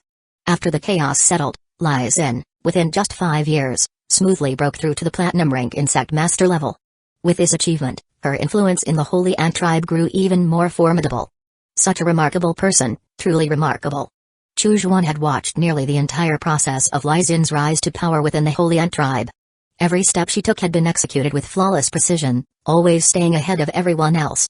It was precisely because Lai Xin had spent the previous decade secretly accumulating strength that she now possessed overwhelming power. It was because she had woven an immense intelligence network that she was able to learn of the elders, the third elders, and the Mad Spider tribe's plans in advance. It was because of her possession of the illusionary ant that she didn't need to claim the patriarchal title for herself, but instead could indirectly control the Holy Ant tribe by manipulating Sheng Ying. Had it not been for those prior accumulations, Lai Xin could never have taken control of the Holy Ant tribe so effortlessly. Indeed, as the saying goes, opportunity is always reserved for those who are prepared. After becoming a platinum rank insect master, Lai Xin no longer needed to shatter the bronze statue to extract the crystal stone. Her mind alone contained the full set of Holy Ant cultivation techniques. Furthermore, she had ordered the collection of various insect cultivation methods. As a result, Chu Zhuan had easily acquired a large number of insect cultivation manuals: ants, spiders, mantises, scorpions, poison bees. The continuous supply of these manuals from Lai Xin brought immense joy to Chu Zhuan, causing him to smile uncontrollably. With these cultivation methods in hand, he was certain he would find common ground, allowing him to further enhance the Blood Queen and the Blood Steel Wire. He believed that day was not far off,